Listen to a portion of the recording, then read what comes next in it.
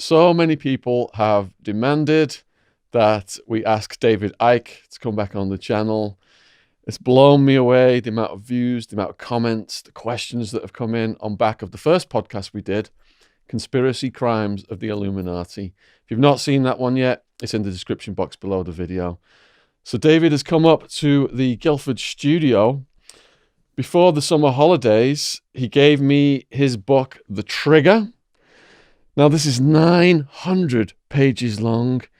In terms of audiobooks, you could probably get about 30 hours of audiobook content out of this. So the depth in which he goes into this, I read it over the summer. We can't possibly, within a podcast, we can only do a fraction of what he's wrote. So I urge people who want to learn more, this is available worldwide on Amazon. DavidIcke.com as well. And DavidIcke.com as well. Save giving Amazon the money. Okay, so go down to the description box below this video and buy it from DavidIcke.com if you don't want to fund Amazon's. I think that guy bought, when I was on holiday, I saw a yacht that guy allegedly had bought called the Flying Fox. It was like a $500 million thing. Bezos is his name, Bezos.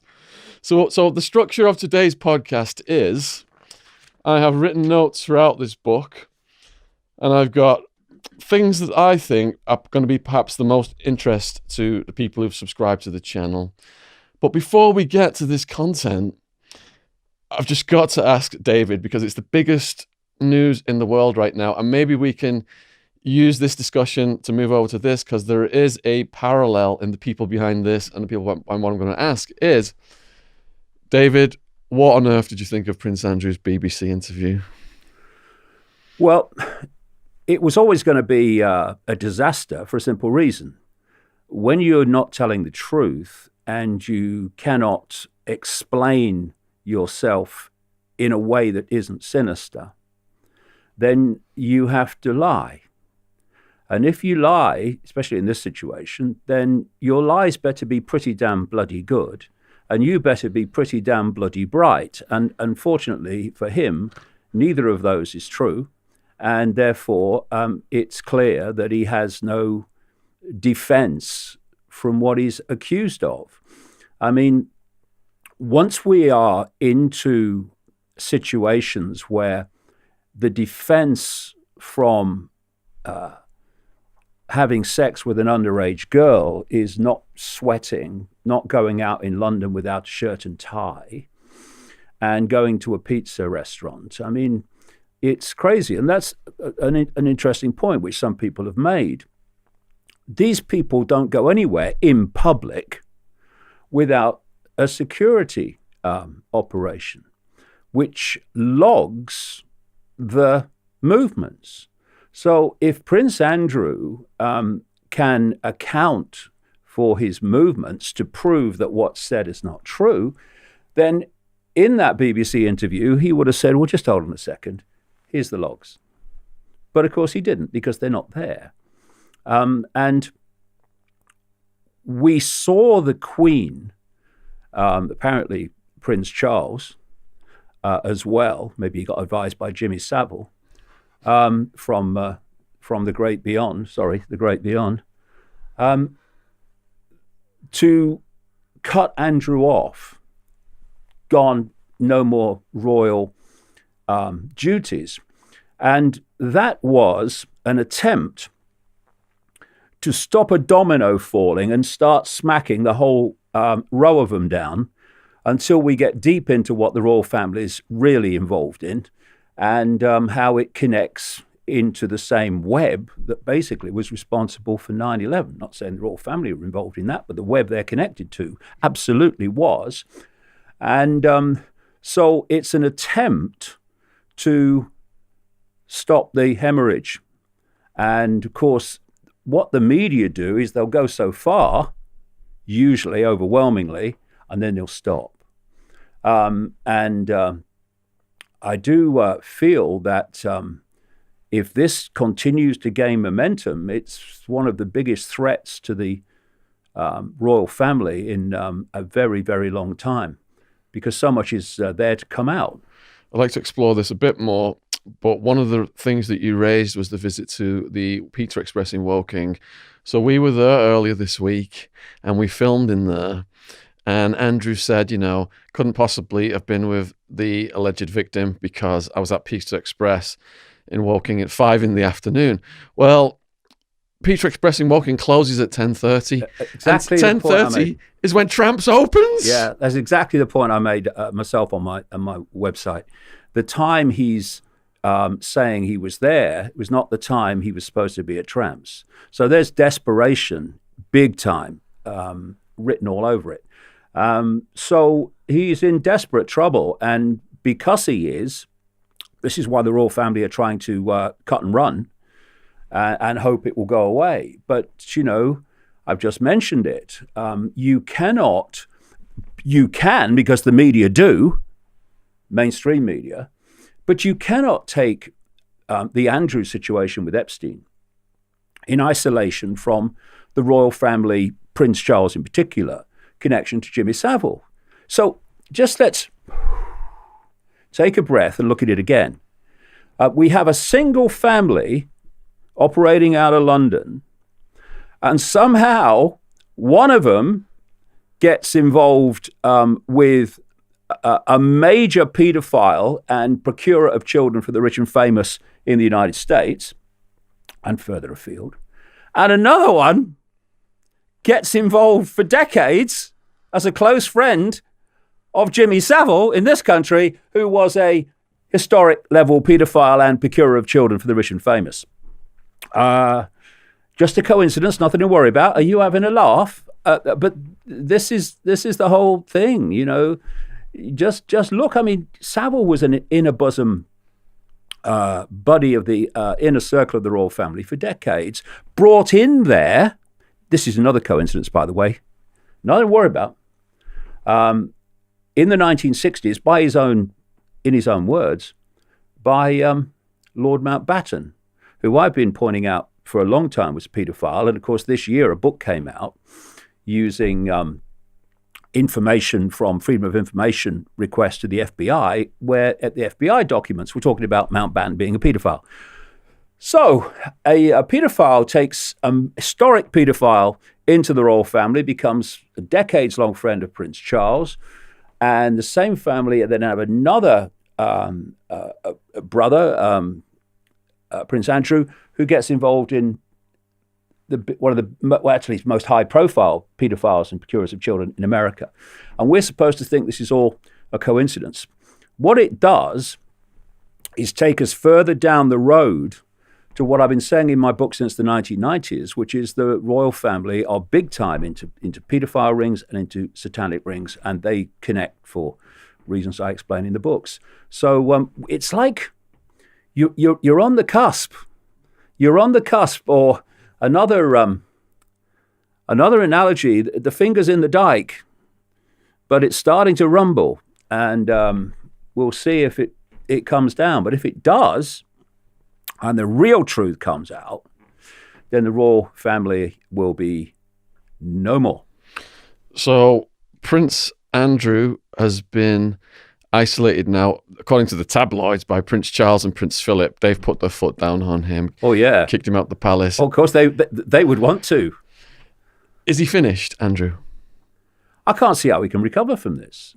Once you have cut somebody off in terms of royal duties because he can't explain a relationship with a horrific paedophile and procurer of children and trafficker of children, unless at some point he can say, here's the proof, I didn't know anything about it, which ain't going to come. I can't see how you can justify saying, okay, it's long enough now, come back, because I don't think people would have it.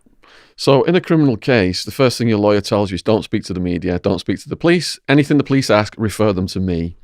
So he went out, blabbed his mouth off to the BBC, said all these lies and inconsistencies.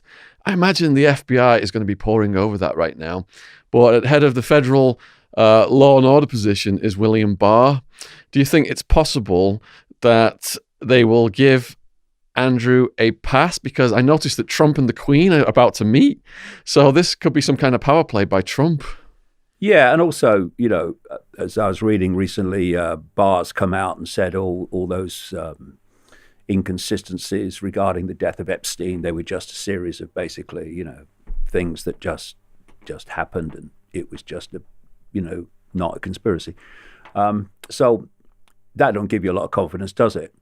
And the other thing is, you see, what which relates to this, what has been done in terms of the Queen cutting off Andrew is kind of presented as the Queen acting decisively because of things that Andrew was possibly involved in and all that stuff. In other words, the Queen kind of cares. You mustn't have done this. You shouldn't have done this and all this stuff. No. What she's saying is, Andrew, you shouldn't have got caught, right? Which is a very different thing. Because you'll remember that recently an ABC television anchor, what we call a presenter or news presenter, was on a live mic being filmed, but it wasn't for air. She was talking to people in the gallery, I think. And it was leaked by to Project Veritas. And she described that she had the Epstein story 3 years earlier. And she had Clinton, she had Prince Andrew and all this. And ABC wouldn't air it. And one of the reasons, she says in this leaked video, was threats from the royal family. So the royal family couldn't give a damn about abused kids. They give a damn about getting caught being involved with them. And so the whole royal farce is just it's in your face, but people just certainly the media won't go far enough for the whole house of cards to come down. And even on another level, we're heading towards 2020, and we have a situation in Britain and Commonwealth countries too, Canada and Australia, New Zealand, where the head of state is chosen from a single family, i.e. bloodline, that very short time ago came out of Germany, and the succession of who becomes head of state is decided by who had sex with who in what order. I mean, hello. If British people or the nation as a whole wants to have any self-respect, that has to stop. I mean, you have sports teams and crowds and all these different occasions where people are singing the national anthem, but it's not. It's not an anthem to the country. It's an anthem to a woman, to a monarch, in which they actually demand in this anthem to be reigned over by this woman. And, it's insane. It's absolute madness. And that's if they were the nicest family in human history. Given that they are not quite that, to say the very least, it makes it even more crazy that we have this whole institution, which is vampiring money off the population while kids go to bed hungry in this country. You've mentioned Andrew and Epstein. You've mentioned Charles and Savile. Is there a history going further back of the royals and paedophilia?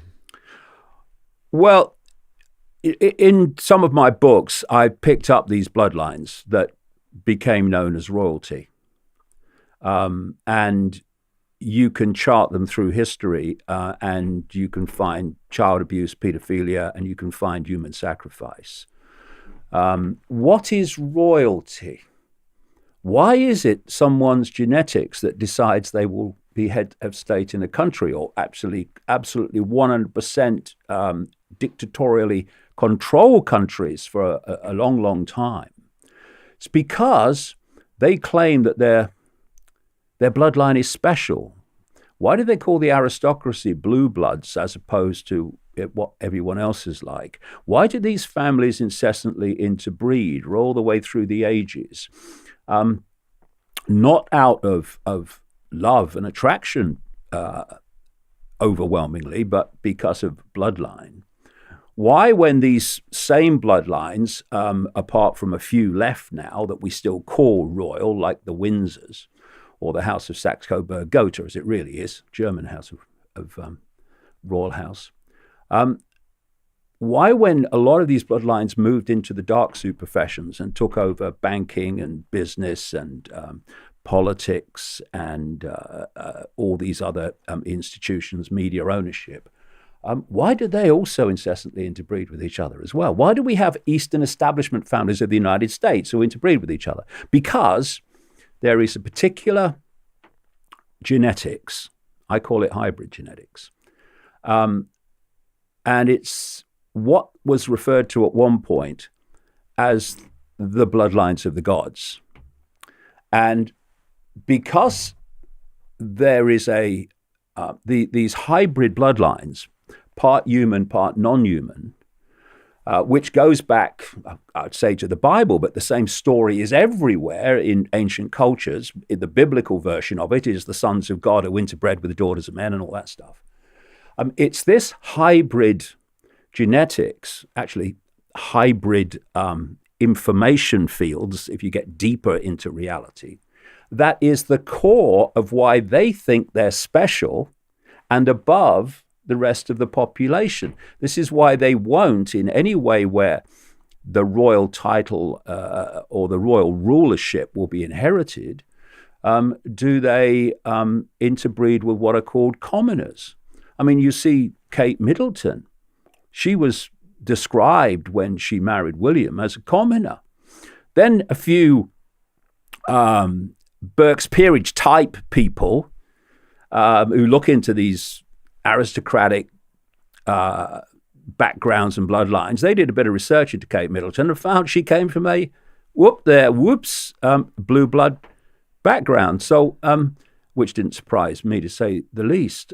So there is a history, not just of the bloodline, which for a long time was called royal in terms of Windsor still is, but also of this pedophilia, Satanism, because, you know, when they talk about the ancients sacrificing children to the gods, or what's the term, sacrificing young virgins, children, to the gods, these gods, this non-human force that's actually behind human events. I don't care if people say David Icke's mad. I don't care. I don't give a shit, mate.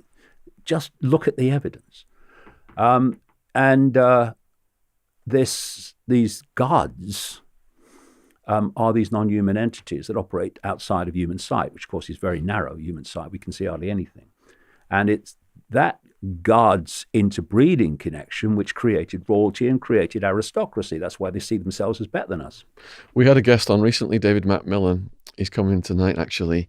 And at the end of the conversation, he believes that the infinite improbability of that mitochondria existing on Earth just out of itself, there wasn't enough time looking at the probabilities. It must have come from somewhere else.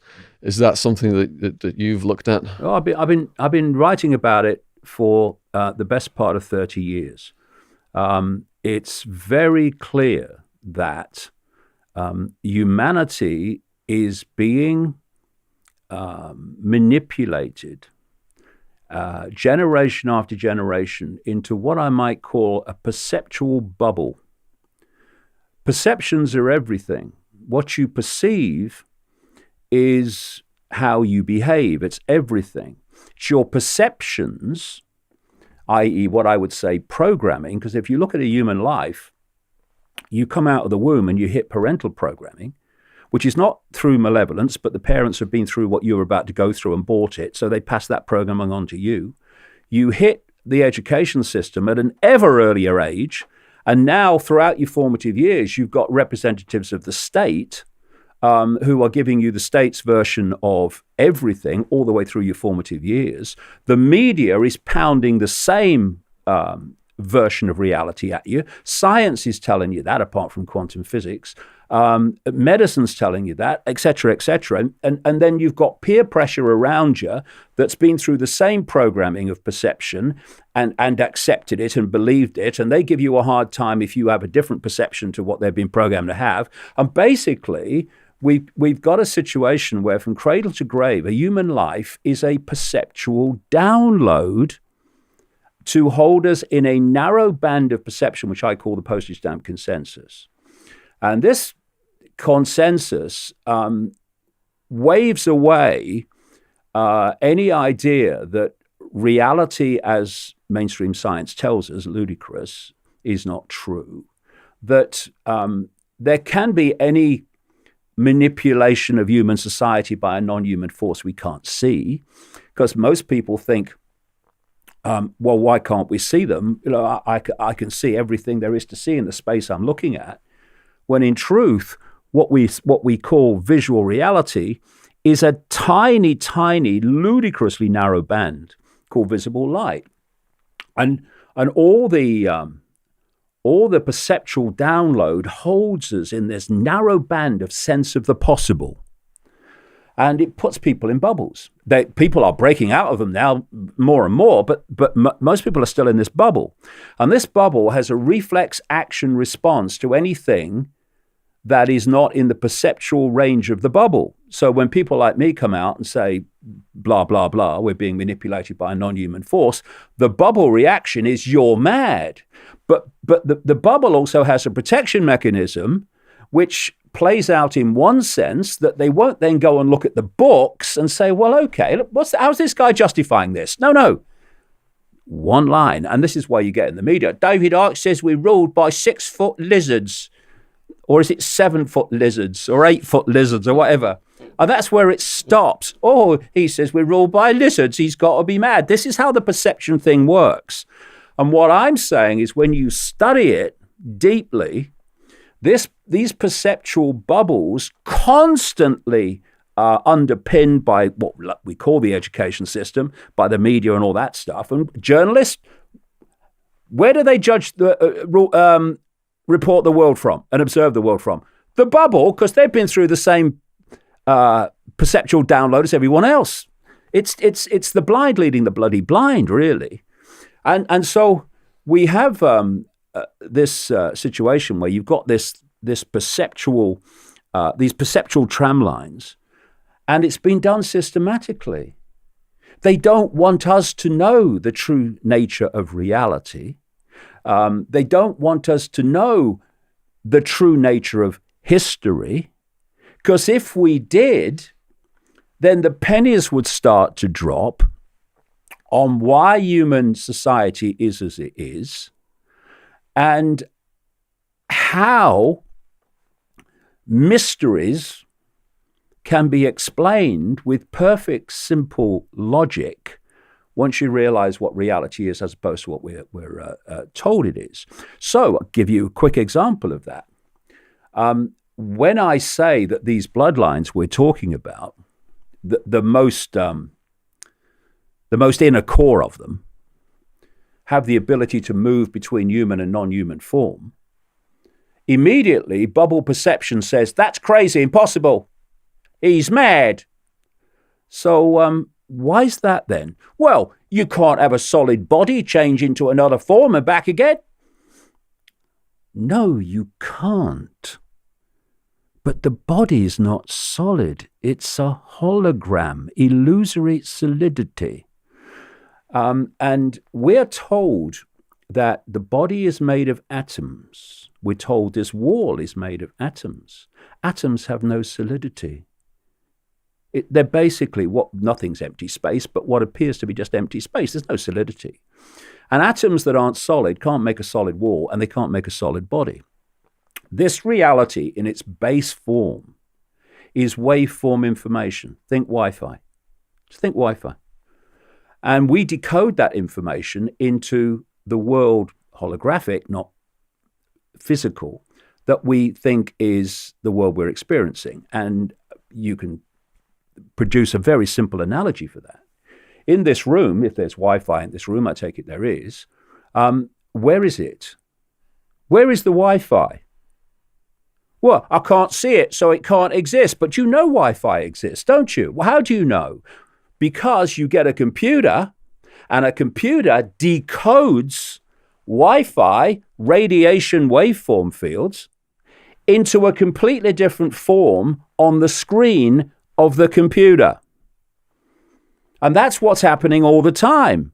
The World Wide Web is in this room. A computer, and that which programs the computer, decides what part of that World Wide Web it puts on the screen. This is what we're doing. So you have waveform.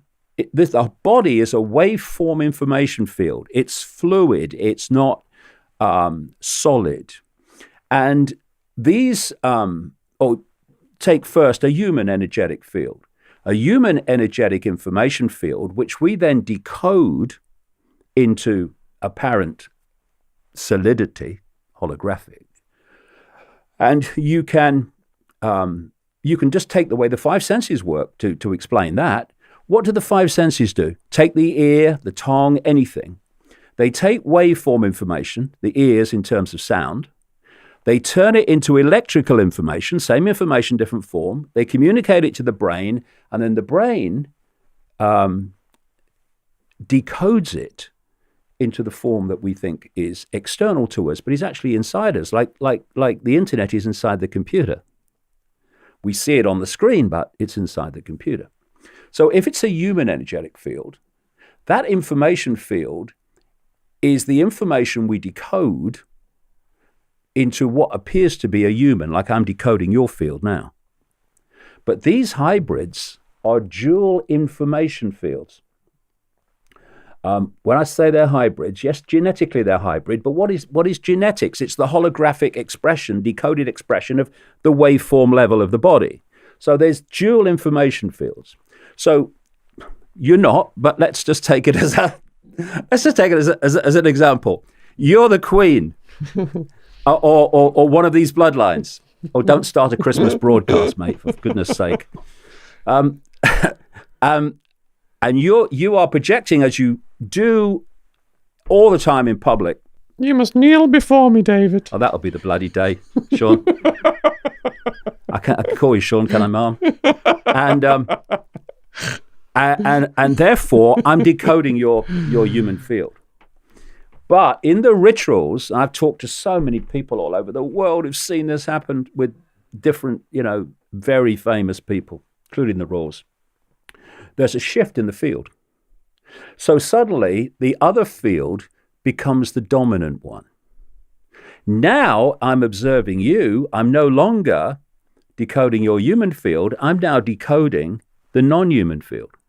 Now, in my decoding perception, you have just physically shifted from physically human to physically non-human, but that's not what's happened.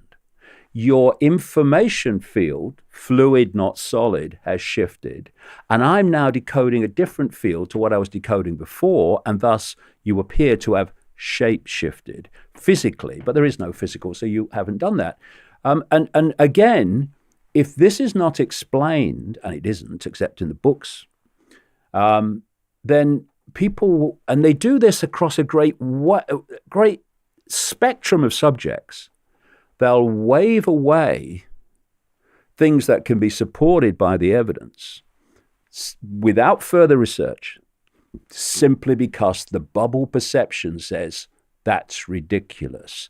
And if we are going to turn this world around, people have to take their perceptions back and realize that the world they think they've been experiencing all their lives ain't the one they're actually experiencing. And once you realize how this reality really works, then you start to understand that this cabal, what I call the death cult, it knows that.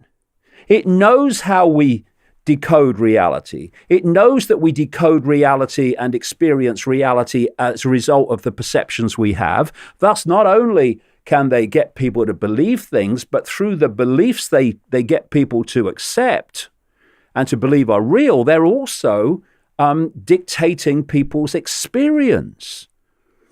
And the whole thing is a perceptual trick, a perceptual magic trick. Now, where do we get our perceptions from? We get them from information received. We get them from a personal experience. That's information. We get them from the 10 o'clock news. We get them off a Facebook post. We get them off a radio station or whatever. And from that information, we form our perceptions, which then become our behavior and responses. So who controls information overwhelmingly controls mass perception. And this is why this death cult controls the media. It controls Silicon Valley. This is what all the censorship now is all about through the Silicon Valley corporations, which I say are death cult corporations. It's to stop other information being received by people, to challenge the official narratives of everything, and in challenging them, as we've both seen the power of it, to change perception as a result of having an access to a different perspective and source of information. They're trying to cut that off. It's what it's all about. And this is why, to an extent, the mainstream media will go so far, because it has to maintain any credibility, like the Epstein thing. But it stops. It stops before the finger comes out the dike. And so you see a big, Epstein this, Epstein that, Epstein, boom. And that's what we've seen. And so much of it's been cut off. And if it wasn't for the Andrew angle, then we'd be hardly hearing much about Epstein compared with what there is to come out now. You completely reignited it. I've got two things to say to the viewers, and I've got two following questions from there.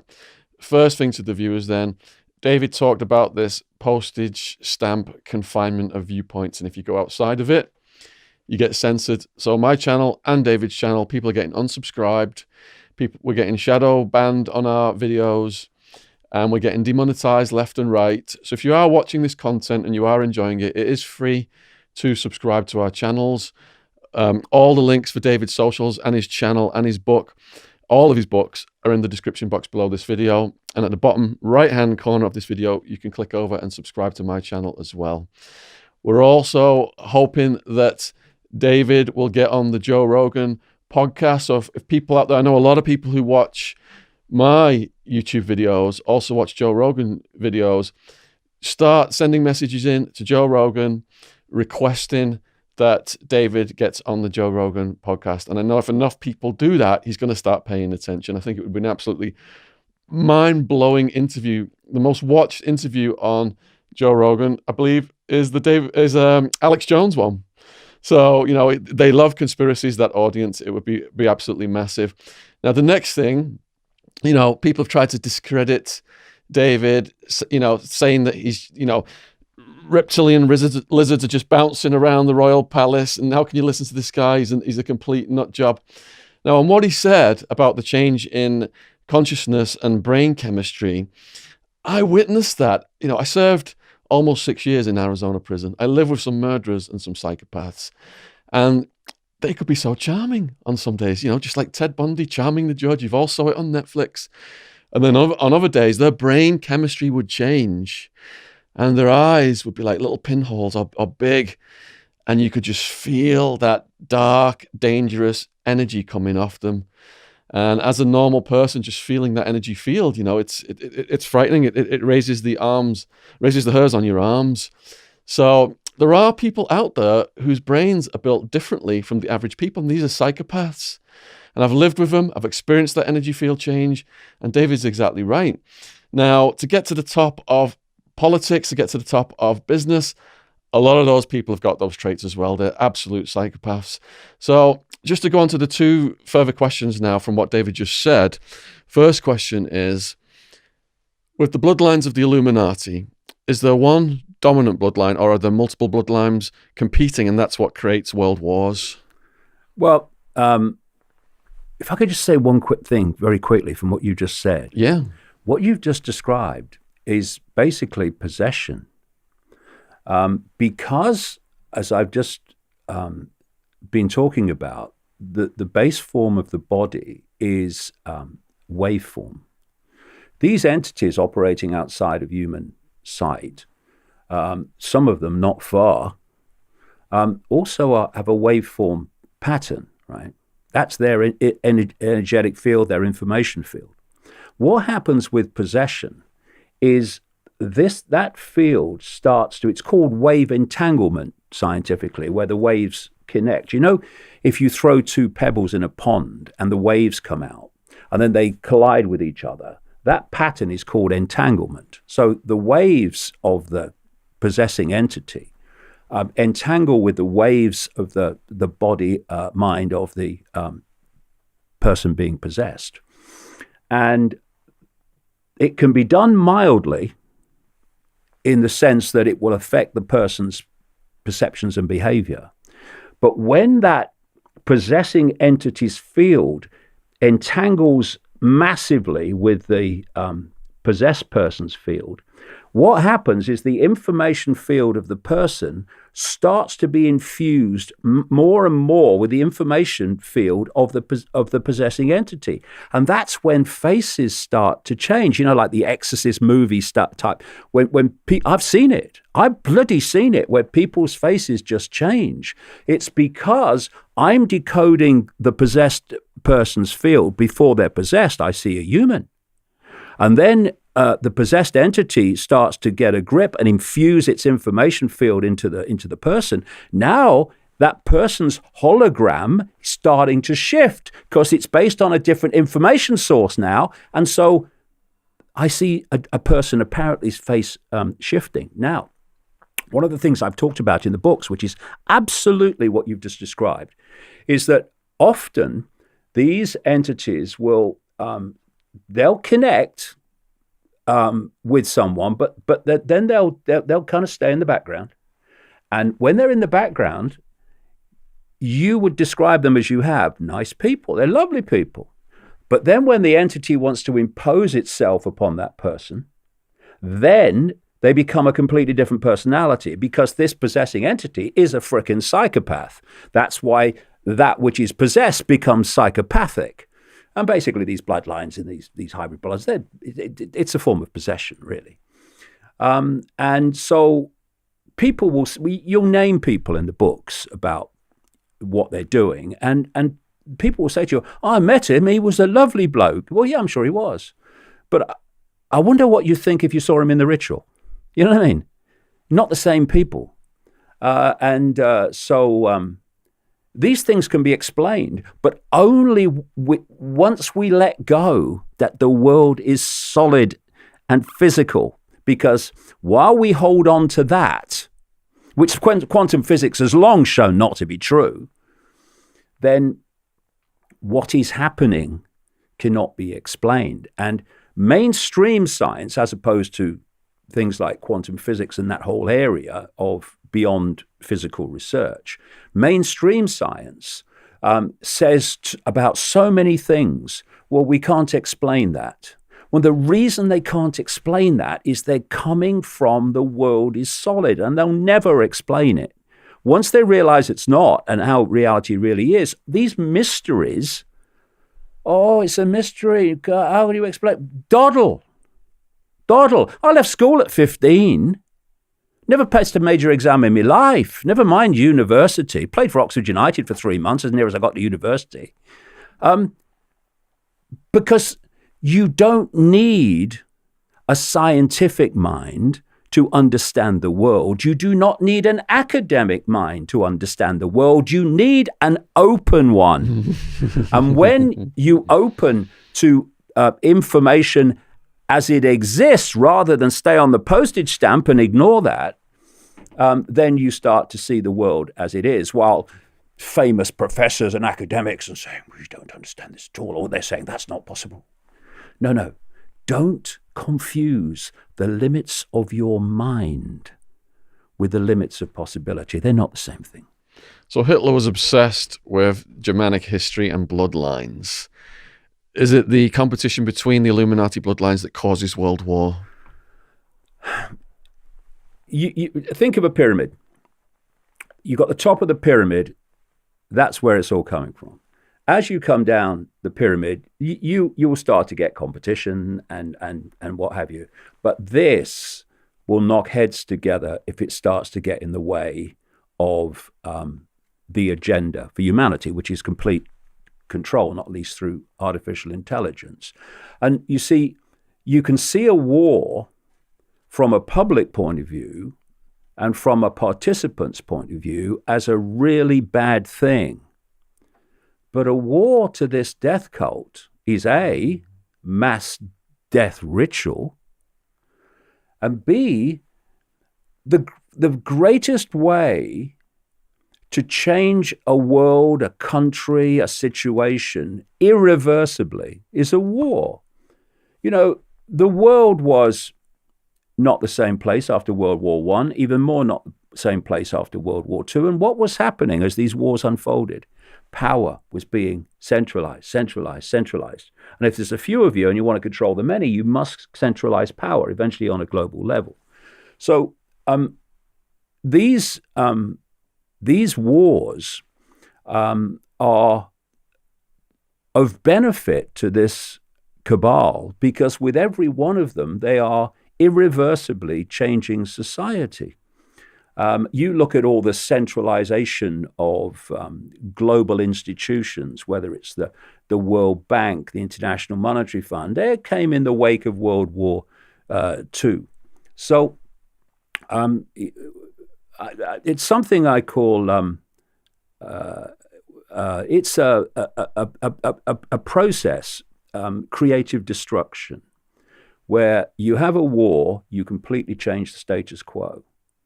Then you have another war and you change it even more. And then you have another war and you change it even more.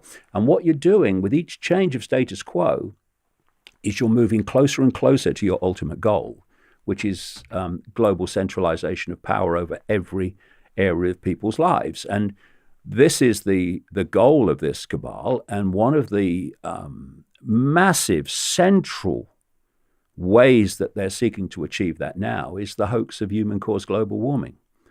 When I was writing in the 90s about global warming being a hoax, people, caused by humans, climate's always changing. People said, well, why would they do that? And I said, because they are going to say we have to centralize power over the fine detail of your life to save the planet. That's what's coming. And where are we? That's exactly what's happening. We have the Green New Deal with the Democrats in America through this lady, Ocasio-Cortez, Alexandria Ocasio-Cortez, this New York congresswoman. We have Extinction Rebellion in this country and around the world. And what they're calling for is precisely what I said would be the excuse of introducing as a result of selling the hoax of human-caused global warming. And it's kind of interesting, you know, there is a year that keeps being repeated, and it's 2030. If you look at a United Nations agenda, which is using the threat of global warming, climate change, to justify centralized control of everything. It's called Agenda 2030. It used to be called Agenda 2021, was it? But it's now called Agenda 2030.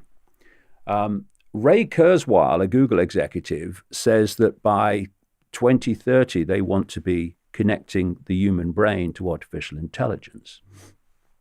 And if you look at what people like Extinction Rebellion and Ocasio-Cortez and all these people, the climate cult, as I call it, around the world, they're saying we have a certain period of time to save the planet from destruction.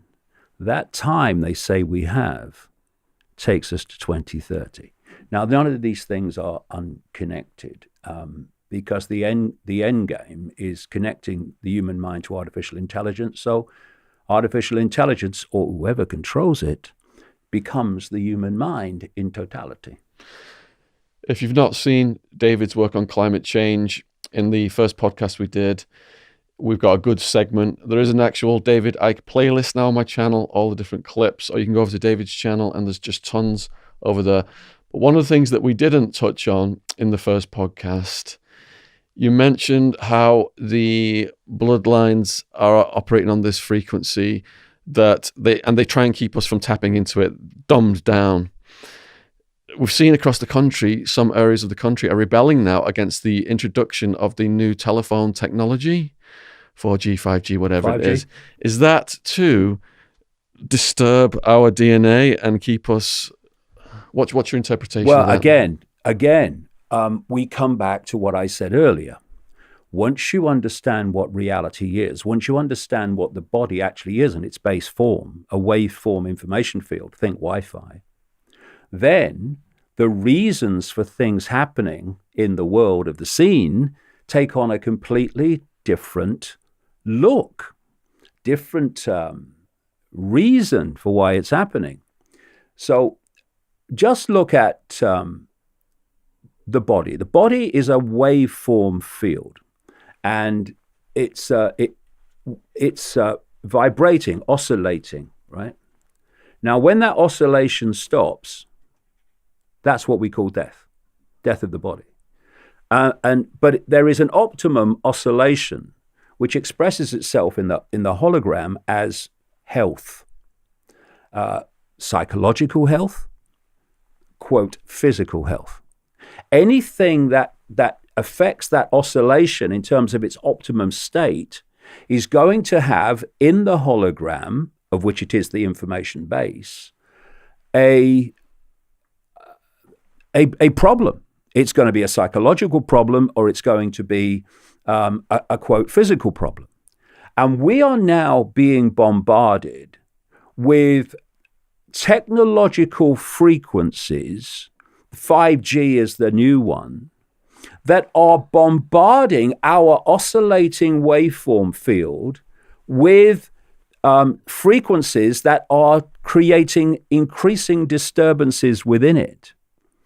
And therefore, we are seeing the, quote, physical health consequences of this electromagnetic soup that we're now living in, that is getting more dense all the time. And of course, the brain communicates and processes information through electricity and frequency. It communicates with the body electrically, and any frequencies that disturb the harmony of that processing are going to have bodily health and psychological effects. Now, 5G is a weapon. It's used by law enforcement in America and the military to scatter crowds. They fire a frequency from these big trucks at a crowd they want to disperse. And you see, the body is an antenna. DNA is an antenna. The skin is an antenna. We are antennas. That's what we are. We are interacting, receiving and transmitting frequencies of information all the time. And what happens with this 5G range crowd scattering technology is the skin picks it up and decodes it as the skin feeling as if it's on fire. And people run so that they get out of the frequency range so their skin doesn't seem as if it's burning. This is the stuff, this is the frequency range they want to smack out. Okay, it won't have that effect, all the time. Of course not. But in less than that range of power, it will have enormous potential impact on people's health and on their psychological state. Because it doesn't go through dense objects very well, 5G, it means they want antenna boxes all the way down the streets pumping this out. And this is the other point. The goal, the end game, is what they call a smart grid. This is why all this technology, almost everything comes out now, not even just technology, but ways of doing things, is called smart. And whether it's a way of doing something, or whether it's technology, if it's got smart in it, they're all connected to this smart grid. And the smart grid is going to be, it's unfolding all the time, based on the internet. This is what the Internet of Things is all about. We're connecting all these technologies, everything basically, to the internet. This is all part of this smart grid. And the idea is, as people like Kurzweil at Google are openly saying. Why is he openly saying it? Because the sales pitch is, if we allow our brains to be connected to artificial intelligence, we'll become superhuman. We won't. We'll become post-human and subhuman. That's the idea. And he's openly saying that once the AI is connected to the brain, human thinking will do less and less, as we call human thinking, and AI will think more until human thinking as we know it is virtually negligible. We'll have been assimilated into AI, basically. That's the idea. And if people think that's far out, they don't understand the scale of psychopathy that we're dealing with in terms of the mindset behind all this, which, like I say, goes off planet.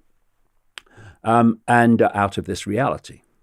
So you have a situation where this smart grid is planned to be connected to the human brain for everything you call technology being connected to this grid, and for the grid to be driven, including the human mind, by artificial intelligence. And as I've said in my books, I keep hearing about artificial intelligence this, artificial intelligence that. I never hear anyone ask, what is artificial intelligence? What is it?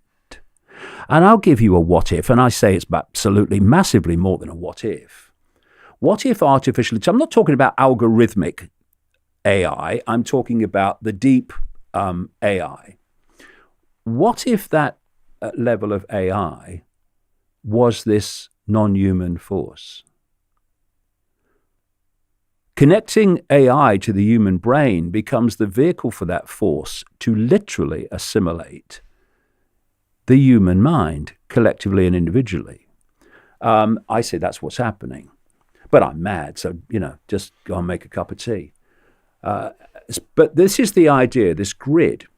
And the idea is that everything is connected to this grid. Now, if you're going to do that, this grid communication system has to cover every inch of the planet, bar none. What's the only way you can do that? From satellite. And here we have now Elon Musk. He's been on the Rogan show. I don't know why Rogan won't have me on when I talk about all the subjects that he talks about and more, or he discusses in his interviews and more. And I don't understand why RT won't have me on when I've been discussing all the stories they talk about for decades. I was interviewed by RT, very quickly, I was interviewed by RT out of nowhere. They came along and said, we want to talk to you. So I talked to them for about 2 hours. They were very nice. And they said, we're going to run it about 2 days. We're going to aim it for 2 days. It was 2.5 months ago. Never seen the light of day. So maybe it will one day. But you see what I mean? There's a line, if you cross it, then a postage stamp line. Some people might have a wider postage stamp line, but there's still a line. And if you cross that, then we're not having him on, that sort of thing. But what I was saying is Elon Musk, he's the man that said AI could be the end of humanity, if you remember. Well, he then created a company called Neuralink to connect the human brain to computers. And he's the one who is sending up with his SpaceX operation the satellites that are beaming Wi-Fi and 5G back at the Earth to create the all-encompassing web on which AI control of humanity is dependent. And the reason that they're rolling out 5G so fast without testing, without independent testing, and they've admitted that, they've spent no money on independent testing. The reason they're doing it is because this smart grid to work has to have at least 5G level of communication power. It's essential. So if you had independent research, some people have done it, not through the industry, but themselves, and found, oh my God, this is absolutely lethal. The reason they're not doing it officially is because if people knew what 5G was and what it could do, then, I mean, people, the public as a whole, they would, there would be a riot. And so they want to keep that from people so that this smart grid can happen, because without 5G or higher, and in China they're talking about 6G now, this smart grid can't work. So if we're bathing in Wi-Fi, 5G, microwave radiation, how lethal is it? Is it cancerous? Oh, well, yes, because you see, you've got this waveform field, and if it's in a state of balance, you are mentally and, quote, physically healthy. When it's knocked out of balance, then you are ill in some way. You have a dis-ease, disharmony in the field, and that will express itself in some kind of psychological or bodily problem. And I talked earlier about the brain is constantly communicating, and the body itself and the cells and all the different expressions of the body are communicating with each other all the time, and cells are replenished through that communication system. If you've got something that is interfering with that communication system, it's going to go out of kilter. And when that happens, one thing that happens is that cell replacement goes out of kilter, and that's what we call cancer. Or cell health goes out of kilter. We call it cancer. How is it being stopped then in some areas of the country? How can people take action against this? Well, the only thing that people can do is to research information about it, and then pass it on to every person they can possibly imagine. People say nothing I can do. Well, there's phone-ins on radio stations all over the country all the time. Call in. Yes, the usual idiot with a microphone might have a go at you, but so what? Someone having a go at you is more important than getting this out. Because one thing I've learned over 30 years, people cannot unhear something. It's so important.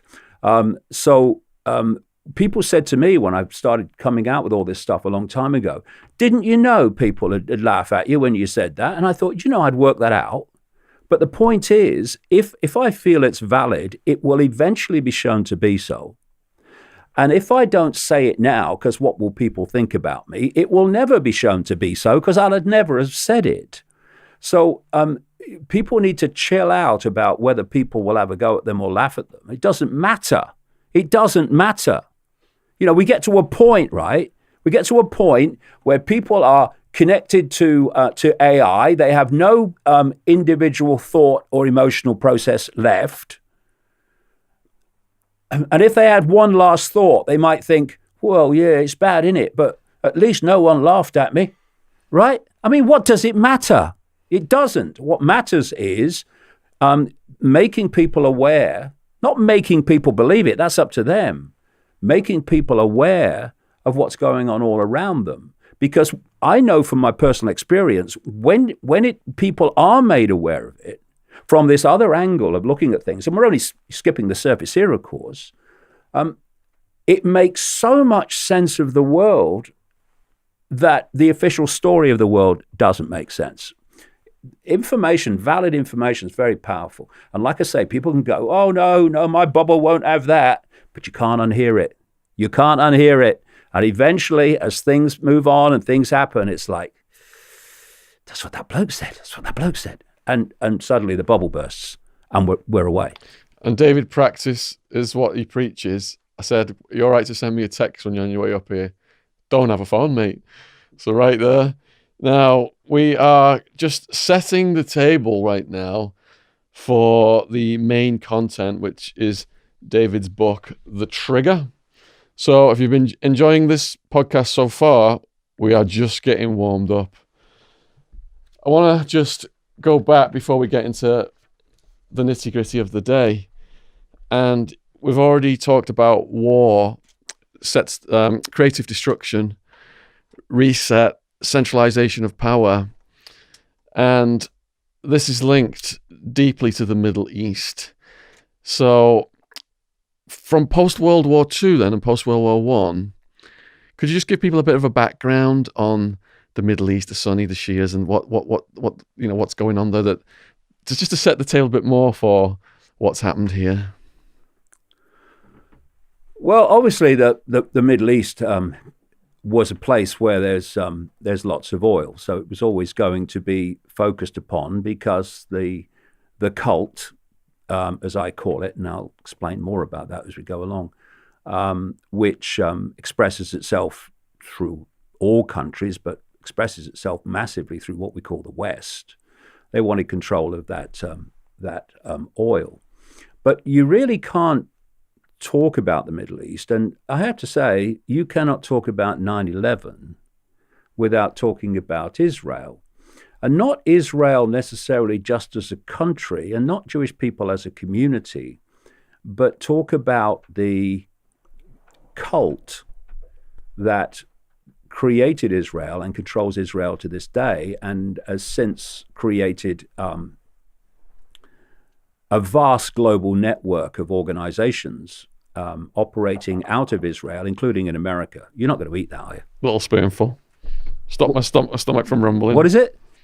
It's almond butter. Cashew butter. Is it? Yeah. Oh, yeah. You don't have an allergy, do you? No. Okay. No. I have an allergy to looking at it. Anyway, I'm sure it's very good for you. Things that look horrible usually are. But you can't really look at the Middle East without looking at Israel and that which controls Israel. And as we'll come to, 9/11.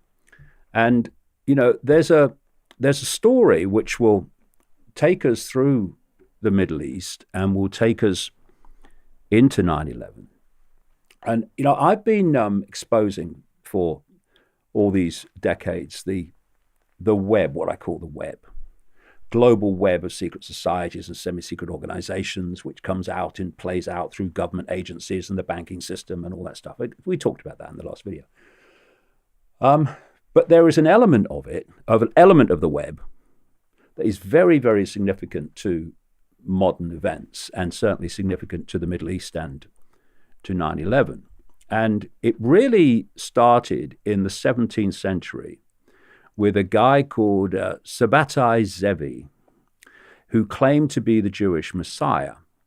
And he created a following that at one point, according to Jewish sources, what I'm going to say now is all from Jewish sources, because not all Jewish people think the same. That's another myth.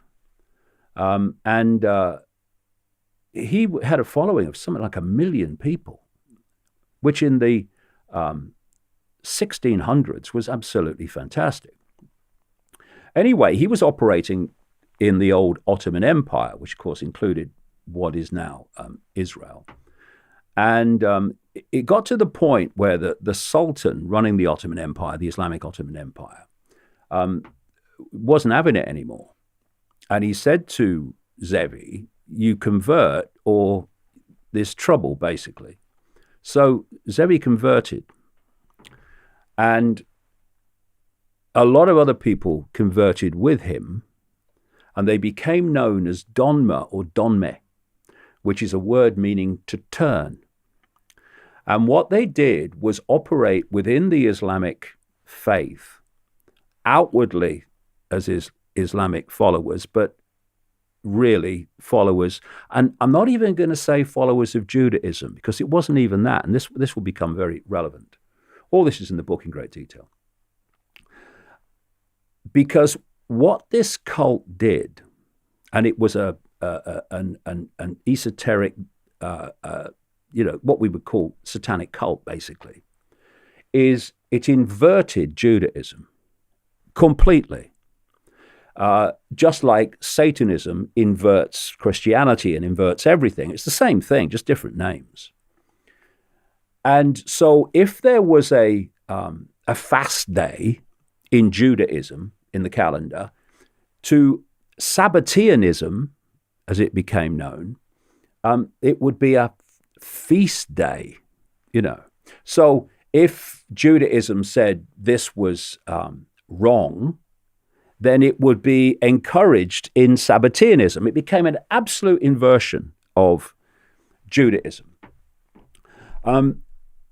Zevi declared himself the Jewish Messiah, and then died. And then in the next century, along came a guy called Jacob Frank. Jacob Frank has been described by Jewish sources as one of the most terrifying people in Jewish history. But again, he wasn't Jewish. He was a Sabbatean, because he claimed to be the reincarnation of Zabbatai Zevi and the reincarnation of the biblical patriarch Jacob. And he took Sabbateanism into new depths of depravity and inversion, and the movement became known as Sabbatean Frankism. These Donma, operating in the Islamic religion while being Sabbateans, not even Jews, Sabbateans or Sabbatean Frankists, you follow that one strand of them through, and eventually they become the Saudi royal family. Another Sabbatean called Wahhabi, who married into that Wahhabi family married into the Saudi royal family, thanks to the British Empire, who brought them together. Wahhabi, a Sabbatean Frankist, was the creator of Wahhabism, the head chopping, arm chopping, ISIS extremist form of Islam, which is funded and protected by the Saudi royal family. They're not Islamic. They are Sabbatean Frankists. They are part of this death cult, this inversion. And so you have Saudi Arabia running the country on death cult lines, where people have their head chopped off, where people have their arms chopped off, where the big-time Sabbatean Frankist crown prince, Mohammed bin Salman, who was responsible for the horrific cutting up death cult ritual of Jamal Khashoggi, the Saudi dissident journalist, you start to understand also from this why the Saudi royal family, for a long time in the background, now more and more since the crown prince came to the fore in public, are so close to Israel. You'd think there would be absolute opposites, wouldn't you? Because Sabbatean Frankists hiding within Judaism, because this is what happened, particularly after Jacob Frank, is they started to take the infiltration of Islam and expand it into the infiltration into the Vatican and the Roman Church and Christianity. It's where Christian Zionism comes from. And to expand it into, which was not too difficult given their background, into taking over the Jewish community. And one of the most prominent inner core, that is, Sabbatean Frankist families, is called Rothschild. And this is why the Rothschilds were so central to the creation of Israel, because Israel was created as a Sabbatean Frankist fiefdom. What they did with the Jewish community is, and this is why I've said in that book, no one needs to read that book more than the Jewish community to see how they've been stitched up. What they did was start to construct a fake history to sell to the Jewish community, and a fake historic right to Palestine. Of course, they wanted that land.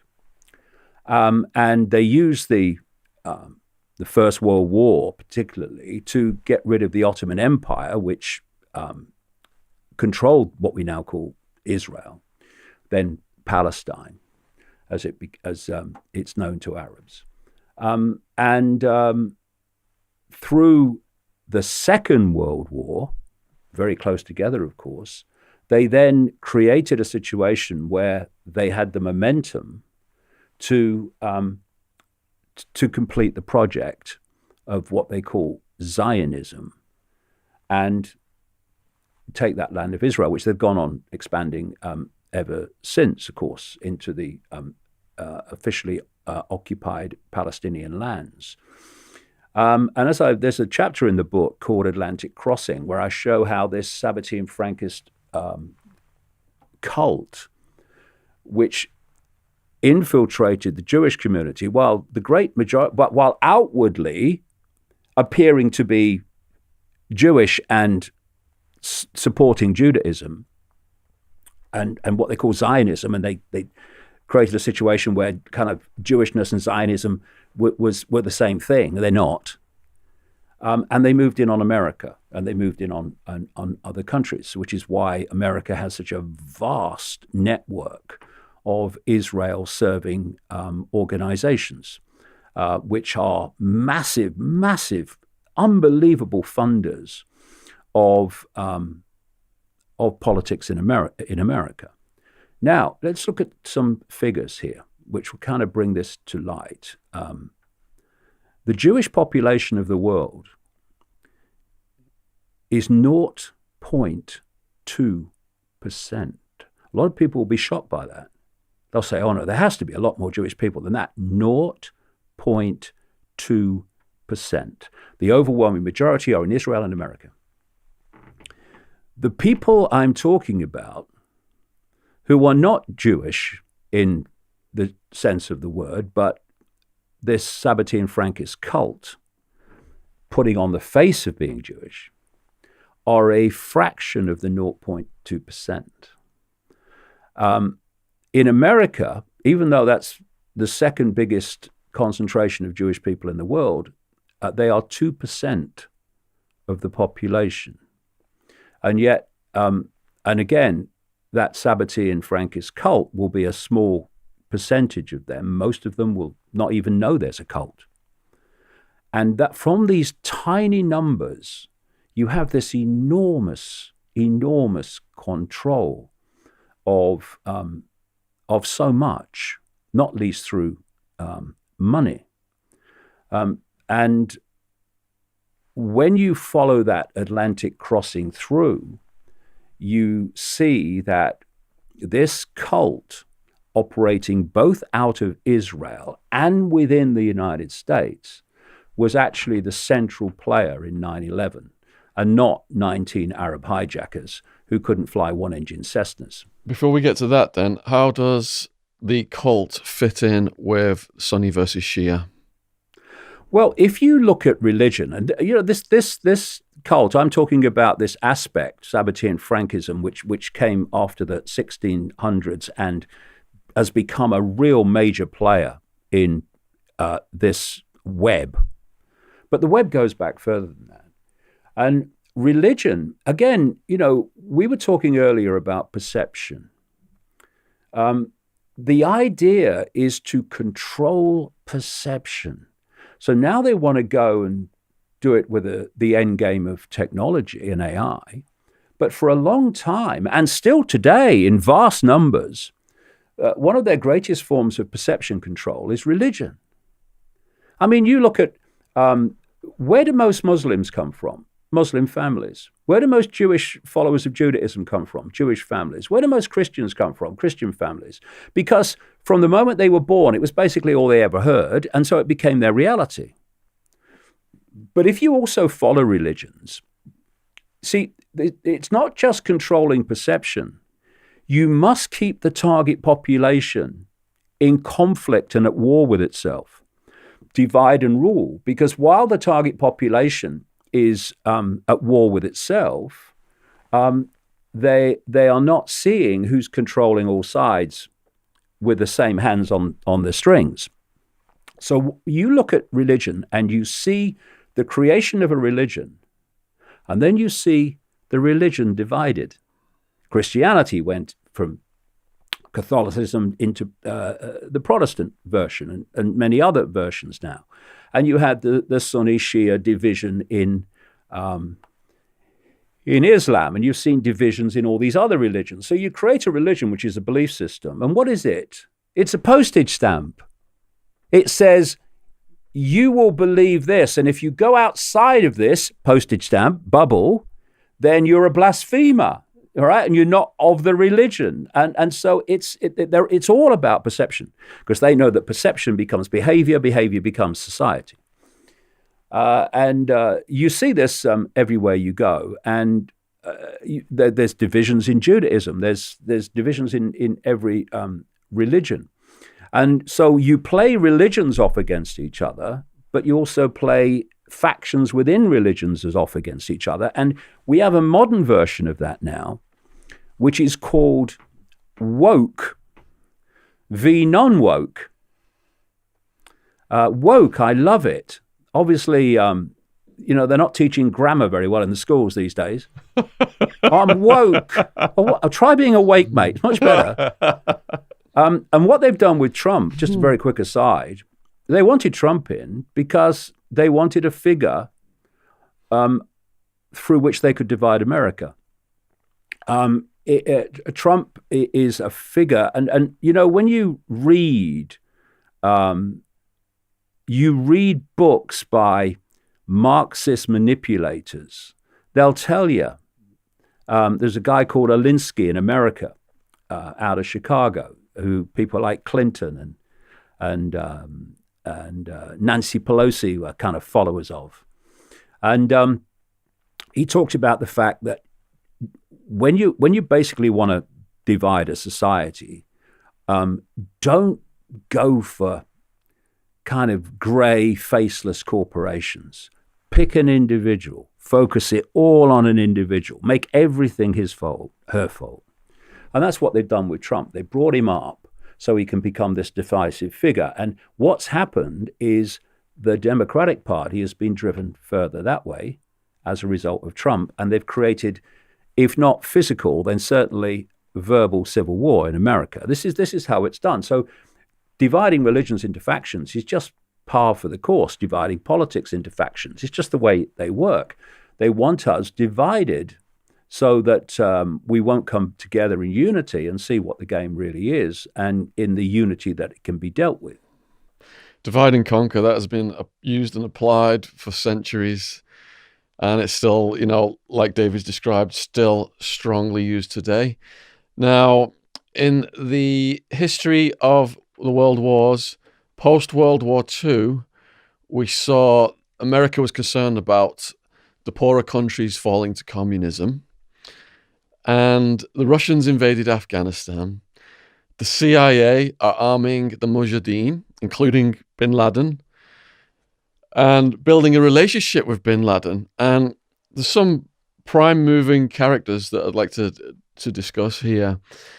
My next question is the history of the Bush family and the bin Laden family, their relationship. Oh, yeah. I mean, Father Bush and the bin Ladens were very close through a company called the Carlyle Group, which was a big operation of manipulation.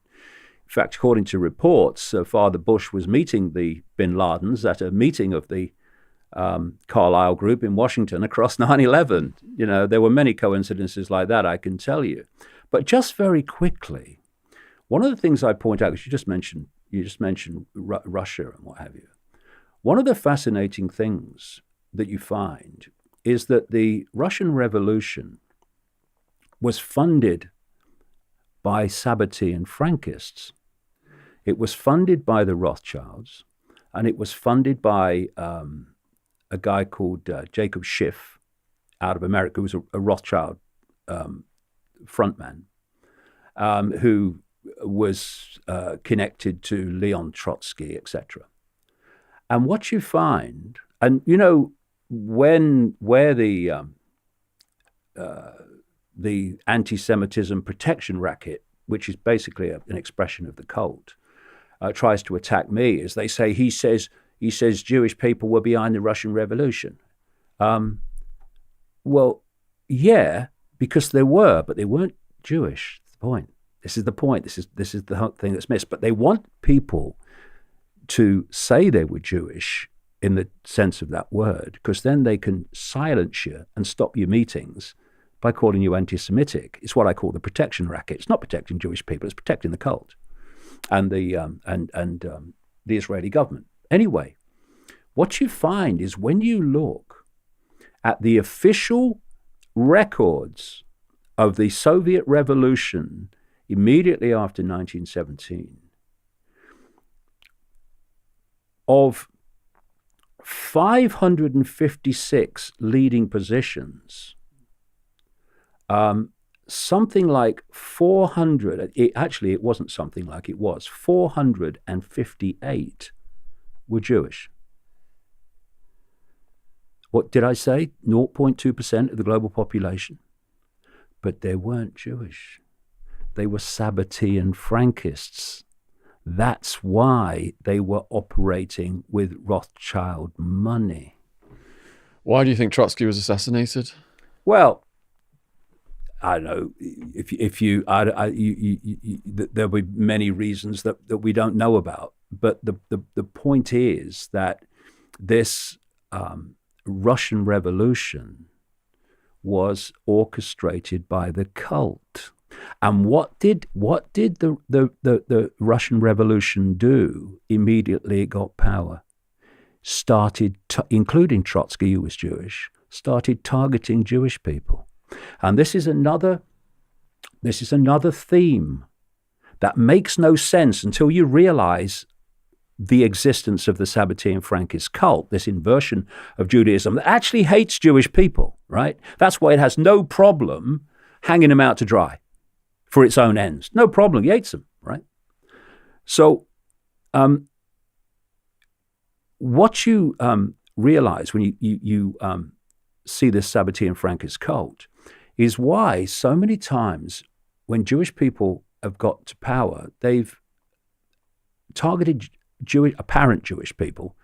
They've targeted Jewish people even more than they would anyone else.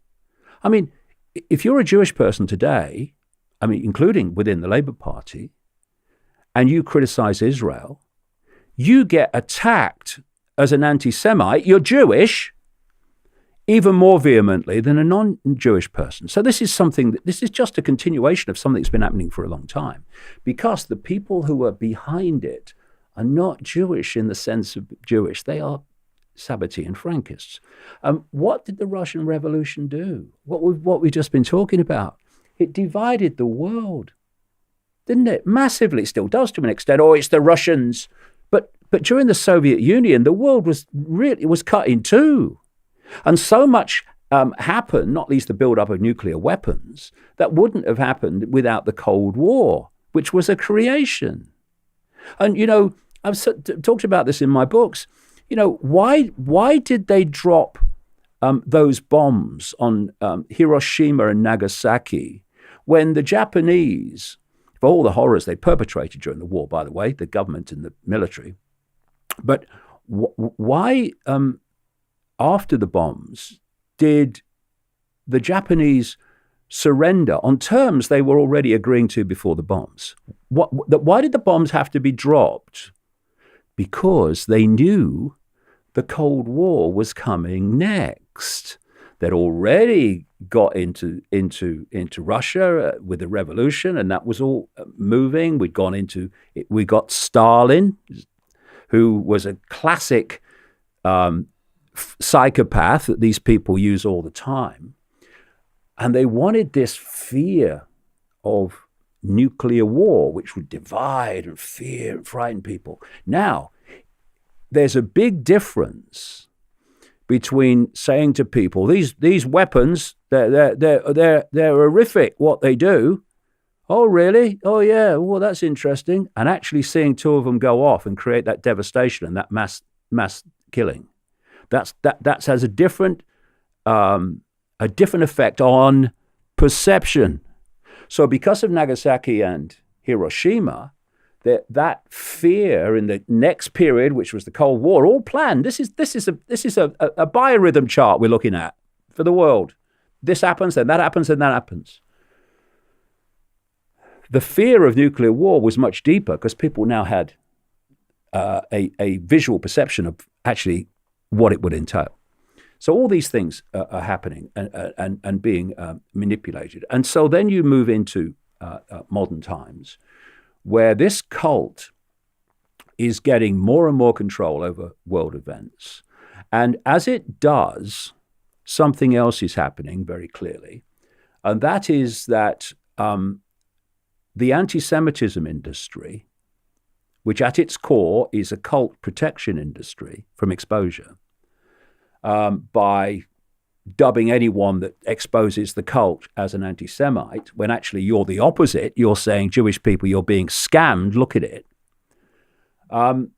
The definition of anti-Semitism is getting wider and wider and wider and wider to encompass more and more and more that you cannot say without being called an anti-Semite, et cetera, et cetera. So now this new definition of anti-Semitism, which is being accepted by more and more people or institutions,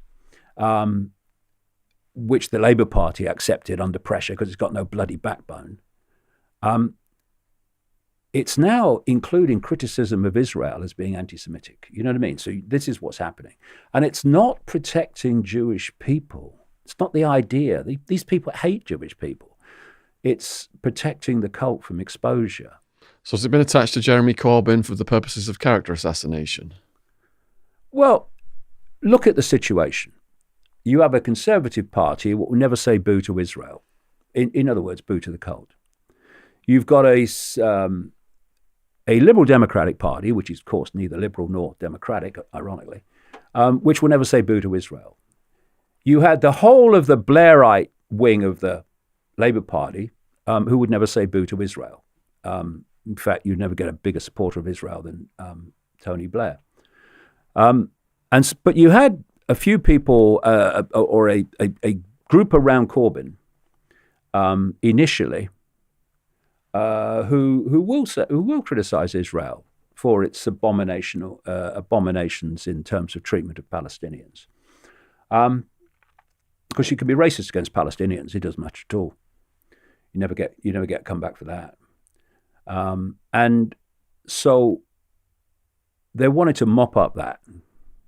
And so you had this hysteria about anti-Semitism in the Labour Party to get the Labour Party on its knees to complete the set, basically. And so now we have a situation where any criticism of Israel by anyone in the Labour Party is basically an expulsion. And you know, my sons, we've got a new media platform called ICKE, which we've just started. And my sons interviewed a Labour activist on that about a week ago, who is a supporter of some of the stuff that I say, and he pointed out that just sharing my information now is a suspendable offence in the Labour Party. And I'll just give you one example of how ludicrous it's become, and an example of what I said earlier, that if you're Jewish and you criticize Israel, you get the treatment far worse than a non-Jewish person for reasons I'm explaining, the cult. There's a guy called Chilson. He was born in Israel.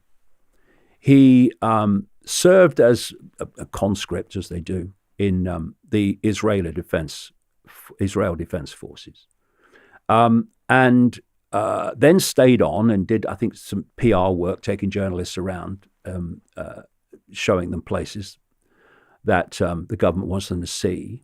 He served in a war in Lebanon in 1982, and then the pennies dropped of what was going on in terms of treatment of Palestinians and all of it. And he moved to Britain, and he's thinking, how do I?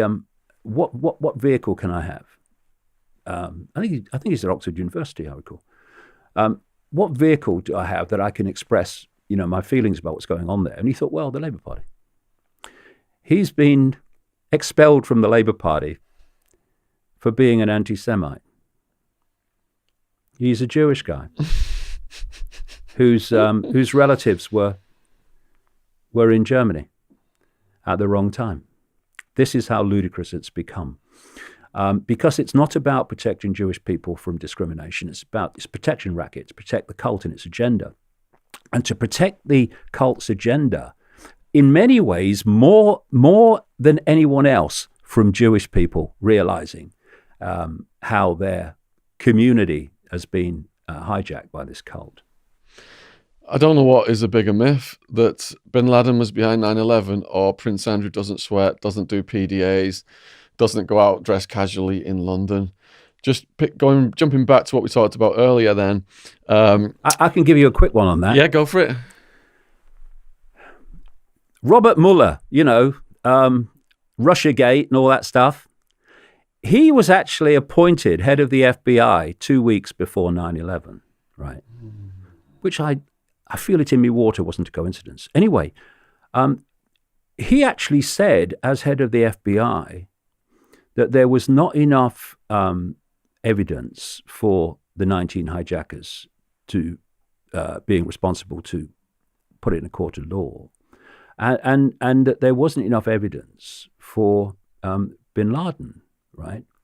And when I started investigating 9/11, which was basically from the day, one of the people I was in correspondence with for a book called Alice in Wonderland of the World Trade Center disaster, came out in 2002, was a guy with the strange name of Rex Toom.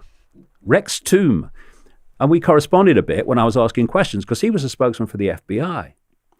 And someone else, more recently, a few years ago now, asked Rex Toom, on behalf of the FBI, why on their page about bin Laden, most wanted terrorist, was his list of crimes, or did his list of crimes not include 9/11? And Rex Toom, on behalf of the FBI, said because there's not enough hard evidence that he was involved. So, manipulators have known since Noah was a lad that, or is that anti-Semitic? I don't know. It was just an historical character. It came into my mind. Let's say Plato was a lad then. That if you keep repeating a lie, eventually it becomes the truth. And this is how they work. And the media, of course, which is ultimately owned by this cult, if you go deep enough, they play the game of repeating untruths till they become an everyone knows that mate. And so what they've done with 9/11 is just keep repeating untruths, and it just becomes, in the perception of not everybody, there's a lot of skepticism, but a lot of people, that's how it was. It wasn't like that at all. So Russia invades Afghanistan. Russia leaves Afghanistan. The Mujahideen are fighting. They're backed by the CIA and the Americans. So the story is then, the plot is that bin Laden then turns his sights on the West and on the Americans, generating this hatred that culminates with 9/11. What's your response to that? Well, it's a load of old crap. I mean, Zbigniew Brzezinski, who was Jimmy Carter's national security advisor when Carter was president, he admitted to a French news magazine some years after he was with Carter that they had systematically manipulated the Soviet Union to invade Afghanistan. And they, in his words, they wanted to give the Soviet Union their Vietnam. Because although people that invade Afghanistan cause a lot of death and destruction, they never win. It's basically a place where you can't win. You just keep on fighting, knowing that there's no end in sight. It's what's happening to the Americans now. at that time, the government in Kabul, the capital, was a Soviet satellite government. So to draw the Soviet Union in, they wanted to put that Kabul government in danger of being overthrown. So they created the Mujahideen and funded them, and they wanted a frontman who would be the kind of focal point of the resistance to the Soviets. And it was Osama bin Laden from this big-time Bush family-connected bin Laden family in Saudi Arabia. And he's the good guy then. Oh, that Osama bin Laden, he's lovely, he is. He's fighting the Soviets. He believes in democracy. Comes from Saudi Arabia. Anyway, and then the Soviets left, leaving a million dead Afghans behind. And then there was this morphing where Robin Cook, who at one point was foreign secretary in the Labour government, and to his eternal credit, resigned from office. He was in a different government position then, over the invasion of Iraq. He, after he'd stepped down as a minister, etc., he said, I think it was in The Guardian, that Al-Qaeda means the base or the database because the people that were the, if you like, members of Al-Qaeda were basically the same people on the CIA database of Mujahideen fighters who fought the Soviet occupation of Afghanistan. So what happened was that the Mujahideen, oh, they're the good guys, they're fighting for freedom, suddenly became Al-Qaeda, same people. Only this time, the scripts changed and the shows changed, the vaudevilles changed. Now they're the bad people, right? So now we have an excuse to do things because we're fighting the bad people that we wouldn't before. You know, if you want to go into a country and you don't have an excuse, then say there's a terrorist group there that's a threat to America or a threat to the world, and you're in. This is how it works. And of course, Al-Qaeda morphed into Al-Nusra and ISIS and all these people. It's basically the old technique of creating an enemy to justify the fight, creating an enemy to justify the war, justify going into countries you wouldn't have an excuse to do if you didn't create an enemy. And then, of course, that enemy was blamed for 9/11, which was a great way of obscuring who really did it. Just going on a sidetrack there, we recently had the global announcement that the head of ISIS had been killed. What, again? How many times had he been killed by other countries? Yeah, and why do they keep burying him at sea? They buried bin Laden at sea. You know, he's a Muslim from Saudi Arabia, not Jack Bloody Sparrow, is he? It's unbelievable. But, of course, why did they bury him at sea? So there's no evidence. It's so simple. Crazy, man. So if Osama bin Laden was the hero fighting the Russians, then he becomes the enemy. Yep.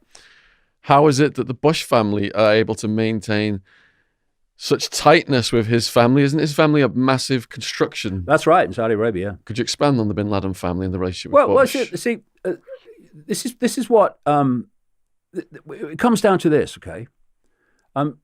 You are involved in the Sabbatean Frankist cult, which goes into extreme Islam, it goes into Judaism, it goes into America, it goes into Britain, etc., etc.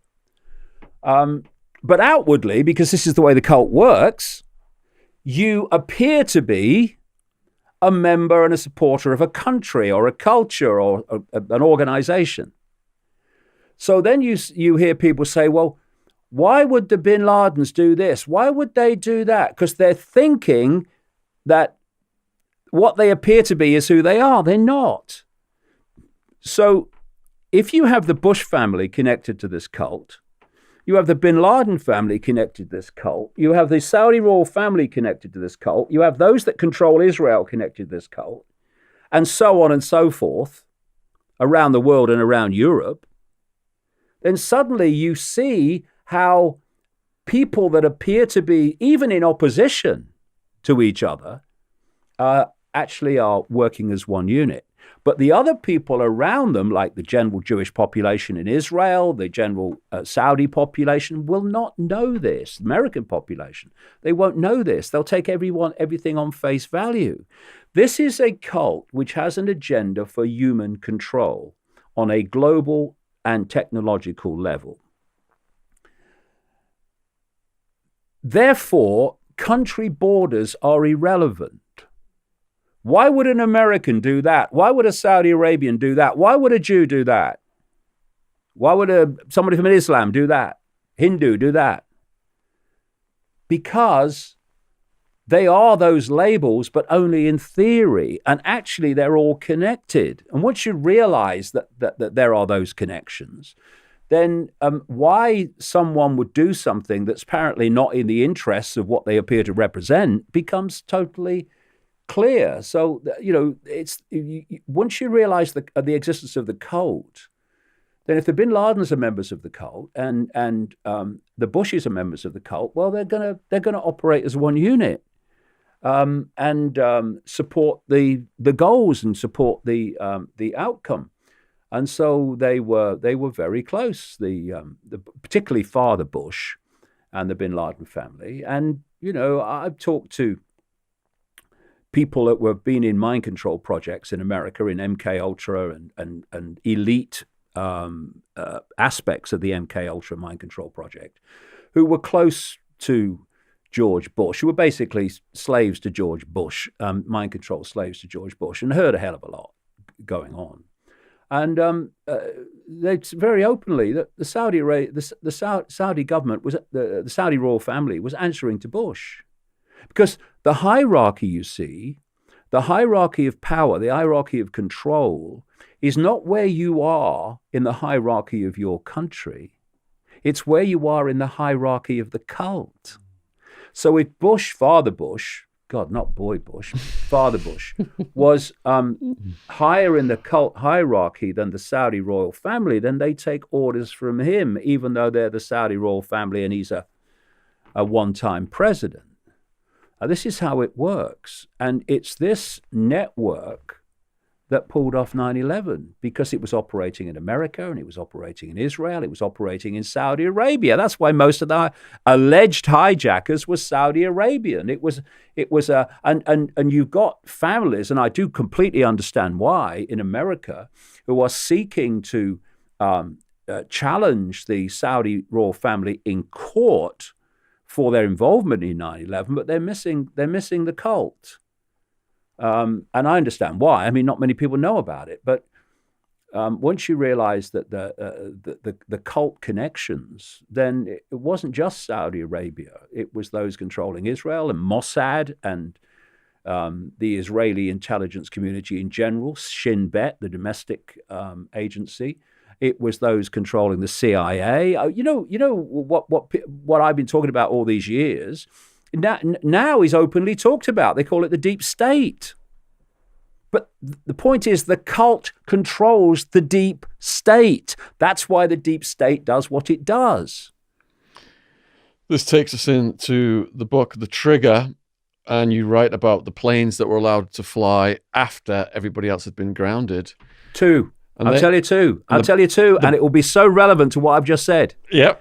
2 planes were allowed to leave America after all planes except military were grounded. One flew members of the bin Laden family, ironically out of Boston Logan, where the first 2 planes left, and another one was an El Al Israeli flight out of New York. Who was leaving? Members of the cult were leaving. That's why. So in a criminal investigation, if your family member was suspected of, one of the worst tragedies in history, 9/11, you would immediately go to those family members and interview them to get information about his whereabouts and, the possibility of this happening. So the complete opposite was they were pushed out the country. Yeah, get away. Oh, they weren't the only ones either. All right, so we've talked about... It was a scam. It's a total scam. There's not one strand of the 9/11 official story that fits with another. So we've brought the Bush family into this nicely. And, I've researched the Bushes all the way back to the money laundering for the Nazis. But there are two other very interesting characters involved here. And you write about them extensively in the book. Perhaps if you could just give a bit of a summary about them and their roles. We've got Cheney and we've got Rumsfeld. Well, why don't I give you a little sequence of events, which will bring them in. Here's a sequence. In 1979, a man called Issa Harel, who's known as the father of Israeli intelligence, did an interview with an American journalist in which he predicted that there would be an Arab attack on New York's biggest building. He had in mind the Empire State Building, but of course the biggest buildings on 9/11 were the Twin Towers. Also in 1979, Benjamin Netanyahu organized a conference in Jerusalem to call for a war on terrorism. Father Bush attended it. And for preemptive strikes against terrorist states before they did any terrorism. In 1984, Benjamin Netanyahu organized another one in America, and it was attended by the American government and military elite, calling for a war on terrorism. He wrote a book around the same time. In 1996, Benjamin Netanyahu was prime minister of Israel by 1996, and a group of ultra-Zionists, led by a guy called Richard Pearl, produced a document for Netanyahu called A Clean Break, Securing the Realm being Israel, which called for Saddam Hussein to be removed from Iraq, which called for Syria and Iran to be targeted, and said that the more inter-Arab conflict we can create, the better. A year later, 1997, an organization was created in America called the Project for the New American Century. One of its key members was Richard Pearl, who did the Clean Break. And the co-founders of the Project for the New American Century were William Crystal, ultra-Zionist, and Robert Kagan, ultra-Zionist. Kagan's wife, Victoria Nuland, was the State Department's head of Eurasian Affairs, who oversaw the American coup in Ukraine. Everything connects. It's a very small world with this cult. So that started in 1997. In 1998, this same group wrote to President Clinton calling for Saddam Hussein to be overthrown in Iraq. We're starting to get the picture. In the year 2000, in September 2000, this Project, the New American Century, among whose members were Dick Cheney, who would be 9/11 de facto president, officially vice president, Donald Rumsfeld, who would be 9/11 defense secretary, Paul Wolfowitz, who would be his deputy, but the real power in the Pentagon, Dov Zakheim, who would control ultra-Zionist, who would control the whole of the Pentagon budget at the time of 9/11. And on September the 10th, the day before the attacks, the Pentagon announced that they'd lost $2.3 trillion. It had just gone missing, right? Well, I've got an idea what some of it was spent on, chaps. But anyway, and of course they announced it on September the 10th, and not many people heard about it because something happened the next day, which these people knew was going to happen. Of course, that's why they did it on the 10th. So this is what you had, this group of people. Also among the Project for the New American Century was Richard Pearl, Netanyahu's mate, who wrote Clean Break, and John Bolton, who's been calling until he got removed by Trump, all along has been calling for regime change in a series of Arab countries. He's never seen a country he didn't want to bomb, John Bolton. So that's document that this Project for the New American Century produced in September 2000 called for a series of countries to be regime changed using American troops. And basically, the foundation of it was what was in the Clean Break, securing the realm of Israel.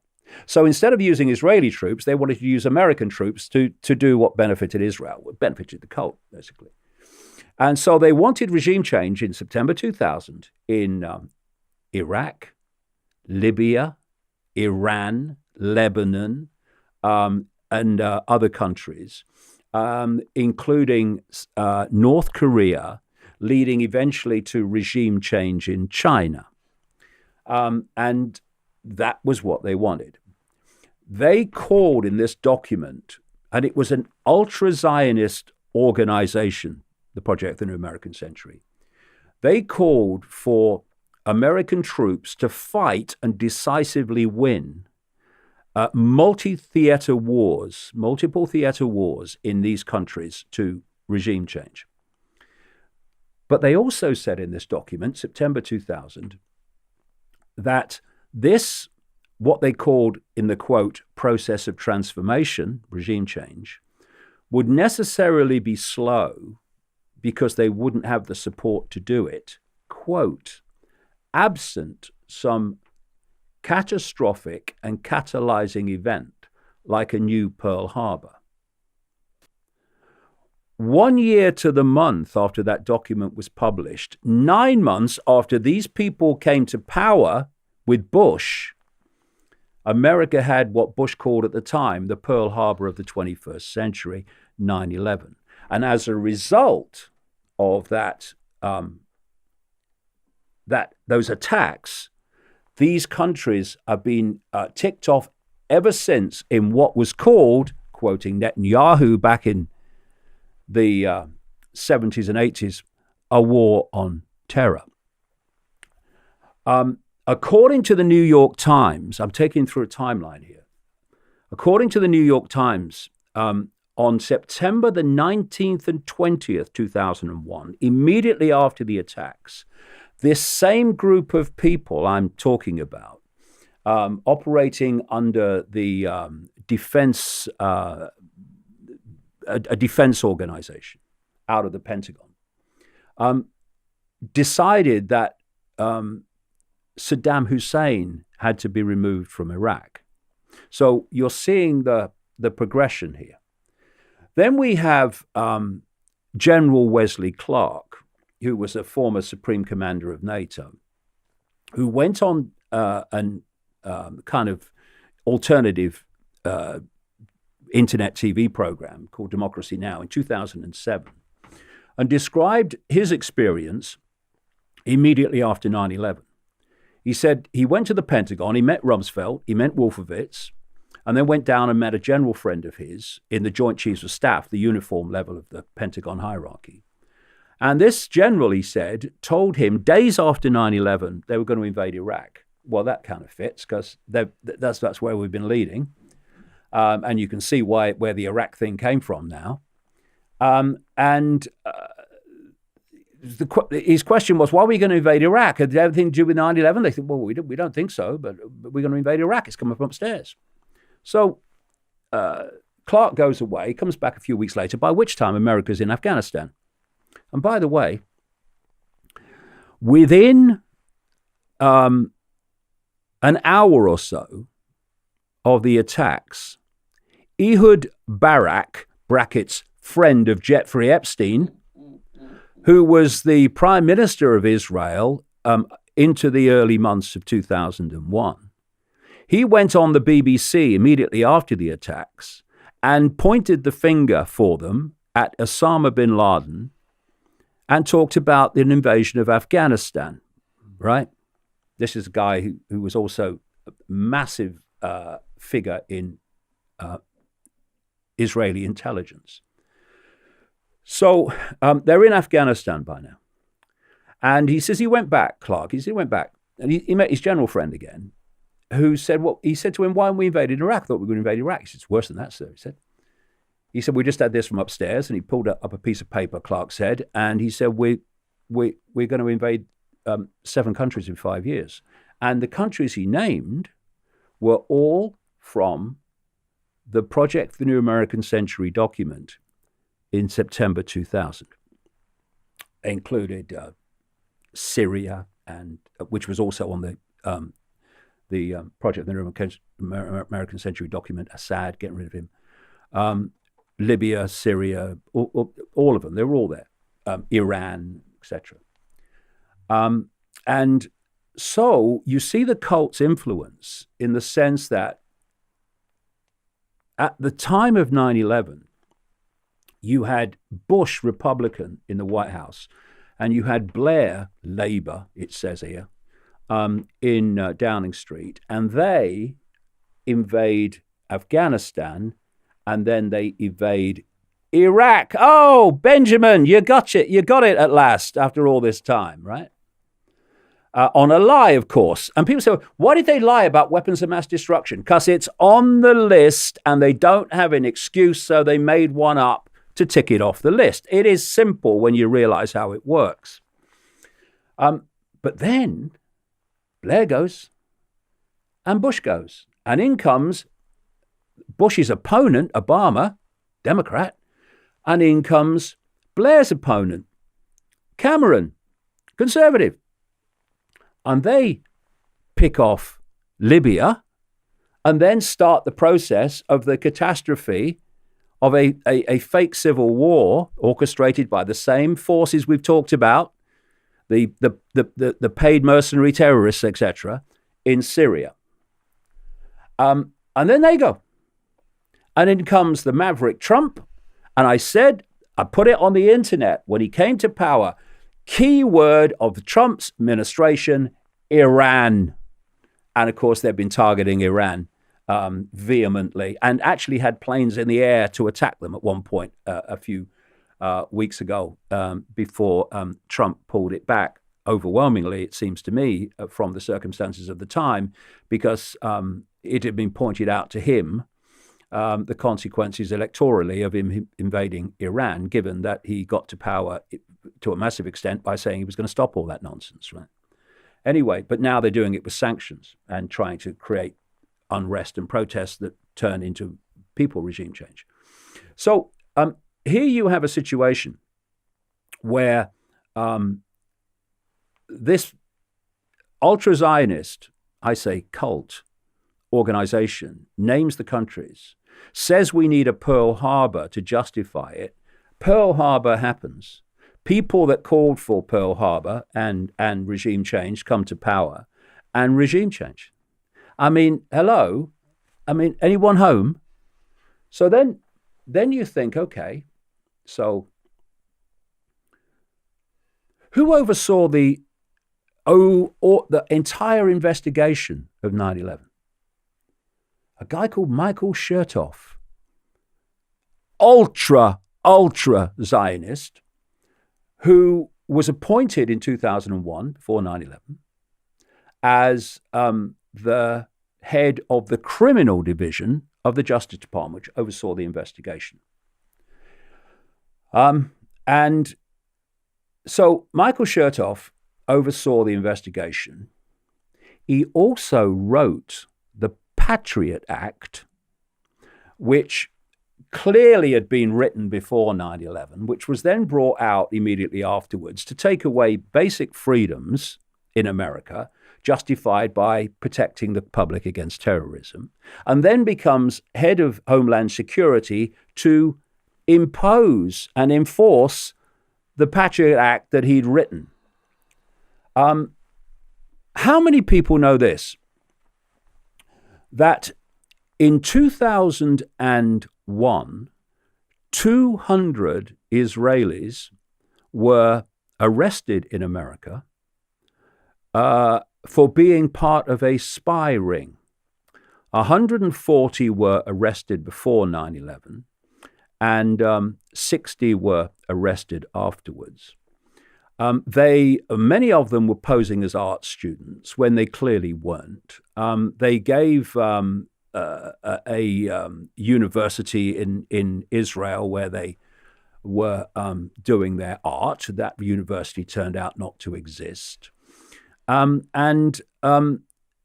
There were a number of centers that they worked out of, and all this came out through a leaked document from the Drug Enforcement Administration. Without that, it wouldn't have come out.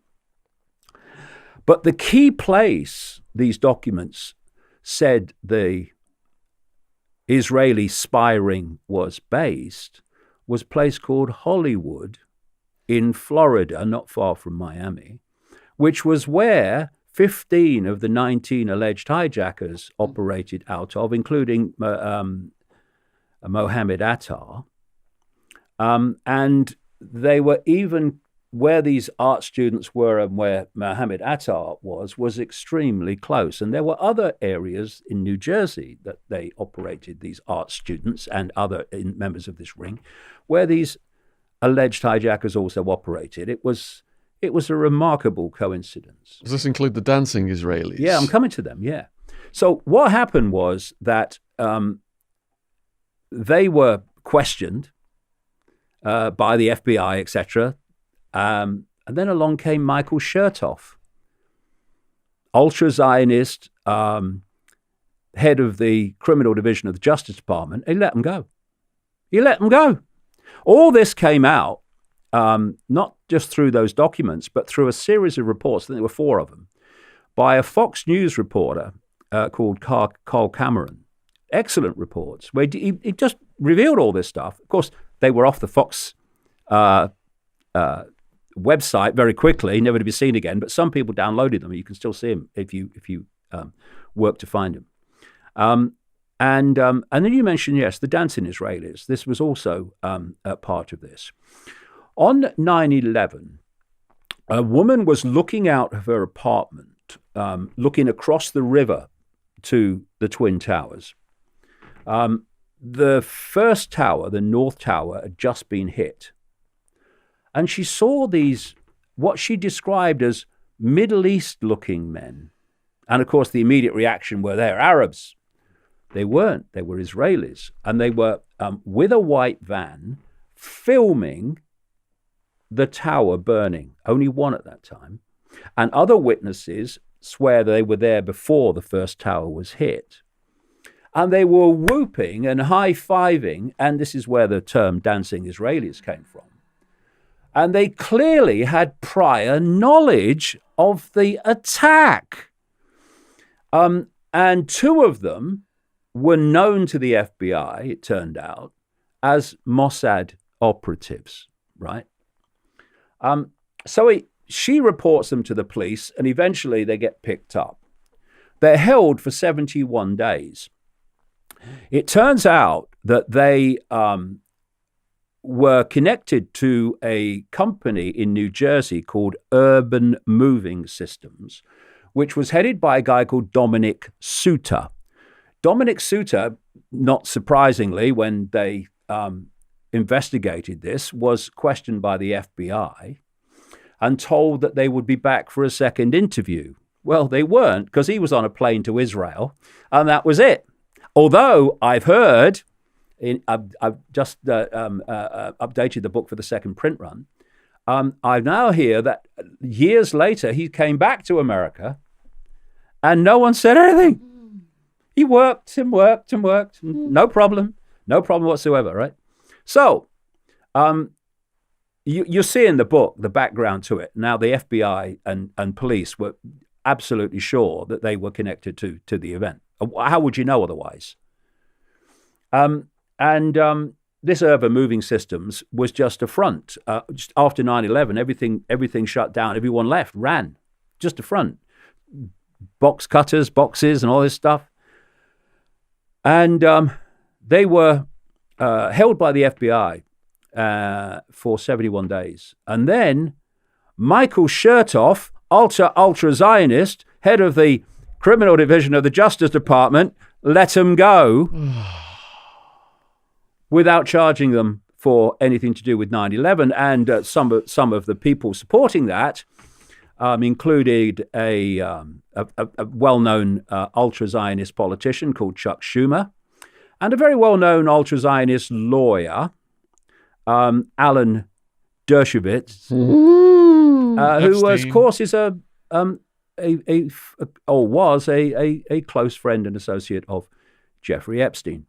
And so you had this clear Israeli ring operating in the same areas as the alleged hijackers were operating, who were just let go. You had these 5 Israelis who clearly had prior knowledge of the attacks, 2 of them who were known Mossad agents, and they're let go. And wherever you look with 9/11, the same theme occurs. Who bought the lease to the Twin Towers weeks before 9/11? Larry Silverstein, ultra-Zionist, and Frank Lowy, ultra-Zionist. Silverstein was such a close friend of Benjamin Netanyahu. This has been reported by the Israeli press as well as the alternative, that he and Netanyahu used to have a telephone chat every Sunday. What happened is that the Twin Towers were a bit of a white elephant, really. They were under-occupied and they were getting out of date, and they weren't a good buy. But Silverstein and Lowy, dominated by Silverstein, bought the Twin Towers and immediately significantly increased the insurance in the event of a terrorist attack. This meant that for a personal investment in the lease of $14 million, Silverstein and co. were paid out in insurance $4.56 Holy shit. billion. Wow. And the person who did the deal for the insurance was a guy called Morris Greenberg, ultra-Zionist, friend of Henry Kissinger, who was from the AIG insurance giant. And being very canny, or maybe he was a prophet, who knows, he sold the insurance on immediately to about 24 other companies who took the hit. Right. Now, before I continue that thread, another one. Israeli intelligence was trying to get control of security at the Twin Towers since at least 1987. They first applied for it through a company called Atwell Security that was a subsidiary of the Eisenberg group of a guy called Shaul Eisenberg, who was a massive Israeli intelligence operative, ran Zim Shipping. Zim Shipping, by the way, left the World Trade Center a week before the 9/11 and broke its lease to do so. Another coincidence, nothing to worry about. He was involved in the terror groups like Irgun that bombed and terrorized Israel into existence in 1948. So Atwell Security was run by Israeli intelligence agents who worked with Issa Harel, the guy who predicted that New York's biggest building would be attacked by Arabs. We made the prediction in 1979. So they would have had control of security of the Twin Towers then. Maybe 9/11 would have happened earlier, who knows? But there was a problem. The man who signed the contract for Atwell Security, gave the name Avram Bendor. It turned out pretty soon afterwards that his real name was different. It was Avram Shalom, former major executive, if you like, in Israeli intelligence, domestic intelligence, who had to stand down for ordering that two Palestinians had their heads smashed in with stones and had to stand down as a result. When all this came out, Atwell lost the contract. So we move on to 1993. Only a few years after 1987, they're still trying to get hold of that security for some reason. And we had the 1993 World Trade Center bombing, which involved an Israeli Mossad agent whose name was on the hire contract of a hire truck that was involved. And other people were blamed for it. As a result of that bombing, the completely ultra-Zionist controlled New York and New Jersey Port Authority who'd given the contract to Atwell originally in 1987. They decided, as a result of the bombing, that security at the Twin Towers had to be improved. And so they hired an ultra-Zionist company called Kroll Inc. to oversee the security, which they did right up to 2001 and the attacks. Also in 1993, a man called Morris Greenberg bought into Kroll Inc. This is the guy that provided the insurance to Silverstein and to Lowy, and was this close friend of Henry Kissinger. So we move on to Silverstein and the control of that, the lease, the buying of the lease. That was sold by the ultra-Zionist controlled guy at the time called Louis Eisenberg, a different Eisenberg, Louis Eisenberg, and who was a friend of Netanyahu. He sold it from the New York and New Jersey Port Authority into private hands for the first time. And this followed the recommendation of a guy called Ronald Lauder of the Esther Lauder family, ultra-Zionist, eventually became head of the World Jewish Congress, and not only a friend, but a funder of Benjamin Netanyahu. And he headed two organizations in New York that were given the task of deciding what should be privatized and what shouldn't. And they recommended that the Twin Towers should be privatized, and that's when Silverstein and Lowy got the contract. And so everywhere you look, in the run-up to 9/11, there were ultra-Zionists involved everywhere.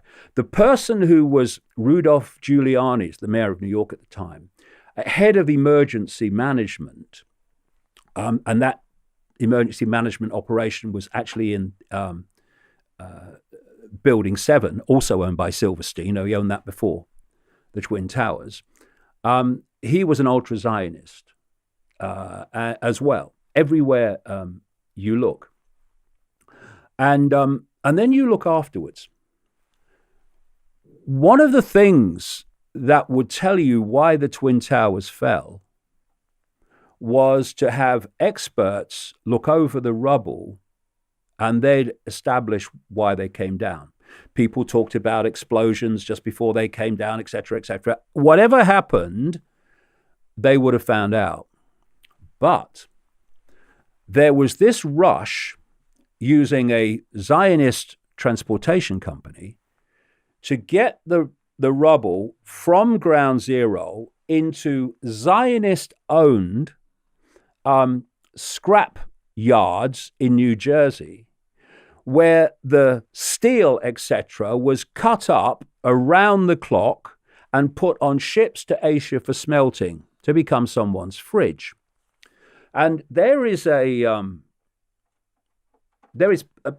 quote in the book, which was in the New York Times, and it described the fast. Now, let's just remember here that 3,000 people were killed that day, and many thousands more of their loved ones will have had their lives decimated ever since, and they'll never fully recover. And we had no investigation into why those towers came down, and instead, the debris that could have answered those questions was taken to these scrap yards in New Jersey to be cut up as fast as possible and shipped out to Asia for smelting. This New York Times article by someone who, to be fair, even though it was the New York Times, this one actual writer was obviously seriously pissed off by what he saw. And he describes in there this scene, given that background. At one of the scrap yards, the rubble was piled up. And by the way, it's been admitted by the authorities that some body parts, body flesh, ended up filling potholes in New York roads. Story I tell in the book as well. I'm not kidding you. These are psychopaths. They don't give a shit. Anyway, this scene described by the New York Times, the piles of rubble from being brought over to from 9/11, the site of 9/11, the Twin Towers. And by the way, the company that transported them, the Zionist company that transported them, said that it was done like a military operation, moving the debris, because they were tracked. The lorries were tracked by GPS, so they always know where they were because of the sensitive material. What they did when it got the other end is dump the bloody stuff. And one driver, which the company admitted, took half an hour longer for lunch than he should have done on his journey, sacked him because they had to get from A to B without anyone having any access to it. So this New York Times article, you pile of rubble, you've got building experts trying to work out why the towers fell, who should have been doing it on site. And this article describes how they're waiting there. A big grabber comes down, grabs some stuff, moves it across. And while it's moving across, these building experts are running into the rubble, trying to find anything that's relevant, and then turning and running back before it returns.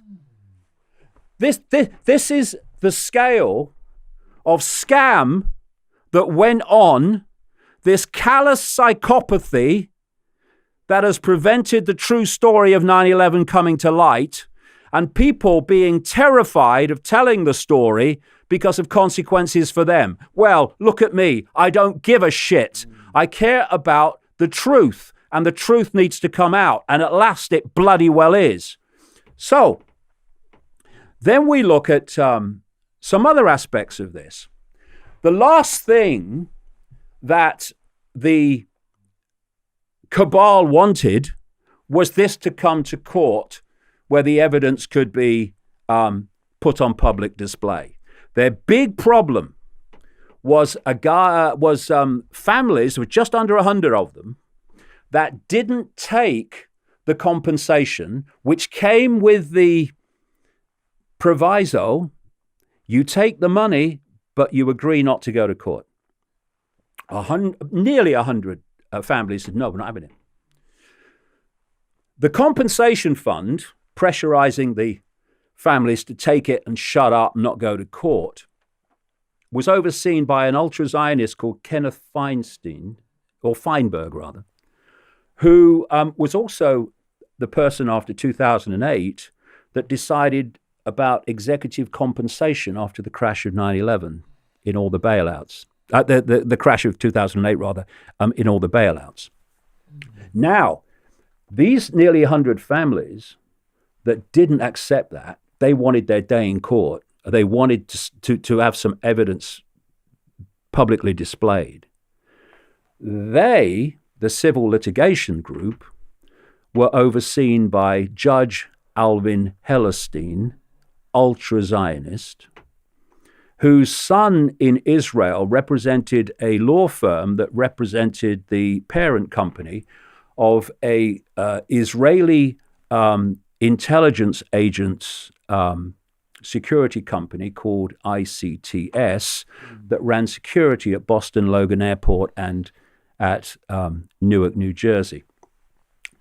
The company, by the way, that also ran security. These are intelligence agencies from the Israeli military intelligence, Mossad, Shin Bet, etc., the domestic intelligence agency. They also oversaw security at Paris airport when the shoe bomber got on. They oversaw the security at Schiphol, Amsterdam, when the underwear bomber got on. And as a result of the underwear bomber, Michael Chertoff, who was then in private business, he went around the television stations selling full-body scanners to make sure another underpant bomber couldn't get on. And that's why, to this day, people go through full-body scanners at airports, because of Michael Chertoff, head of the criminal division of the Justice Department at the time of 9/11, writer of the Patriot Act, head of Homeland Security, et cetera, that let all those Israelis go. Yes, ICTS was also running security at the Belgian airport when the bomb went off. I think it was 2016, and a lot of people died. So hire them, I would.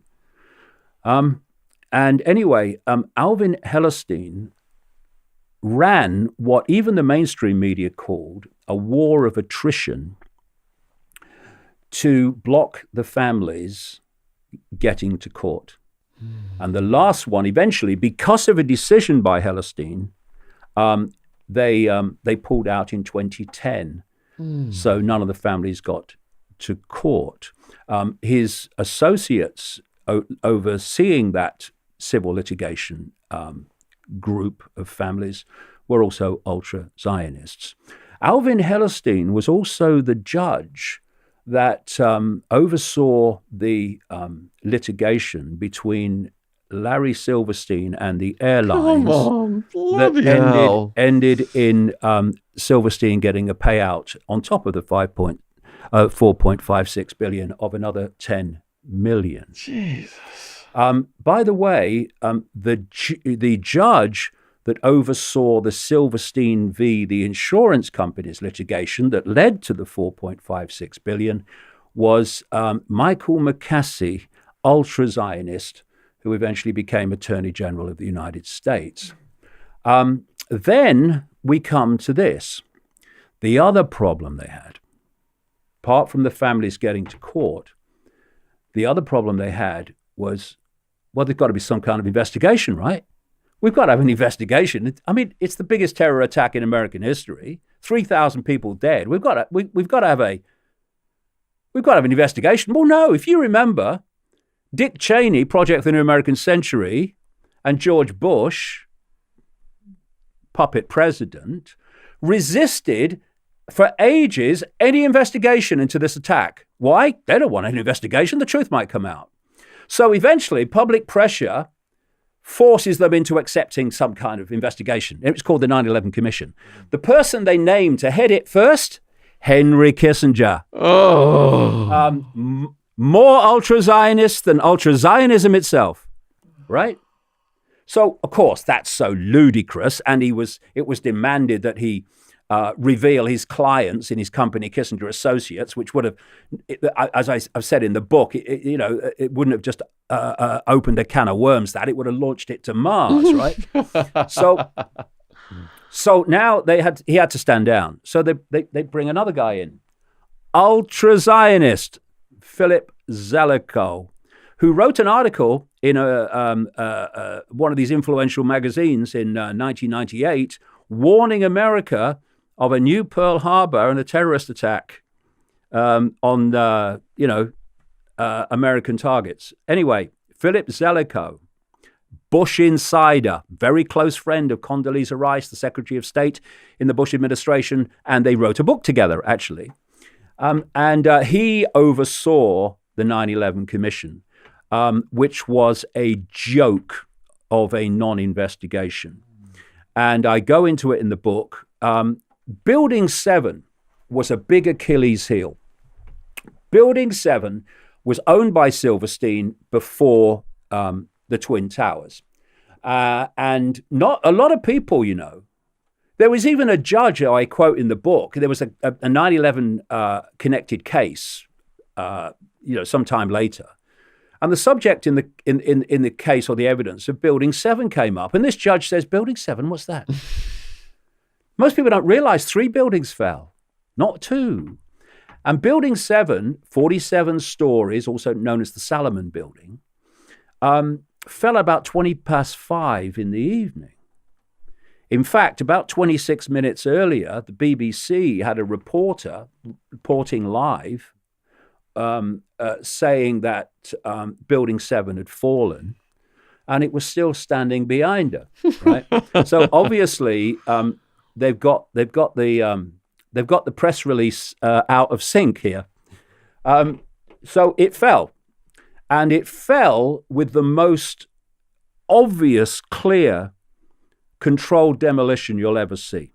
Where they put explosives in different parts of a building, and you see it with stadiums and big skyscrapers, and the charges go off, and they're so perfectly placed that it falls on its own footprint instead of toppling over. Exactly what, if anyone's new to this, go to YouTube, put Building 7 collapse in, and you'll see the most blatant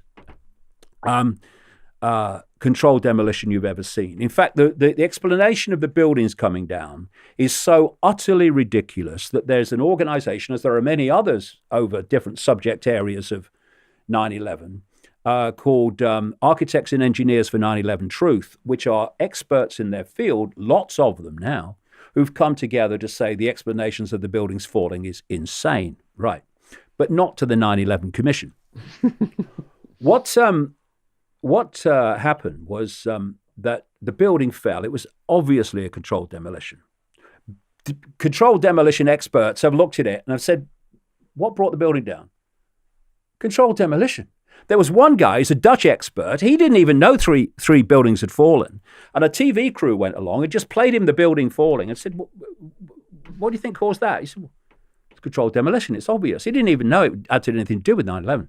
Anyway, so they've got a problem. How do you explain 47 stories and these massive, massive steel pillars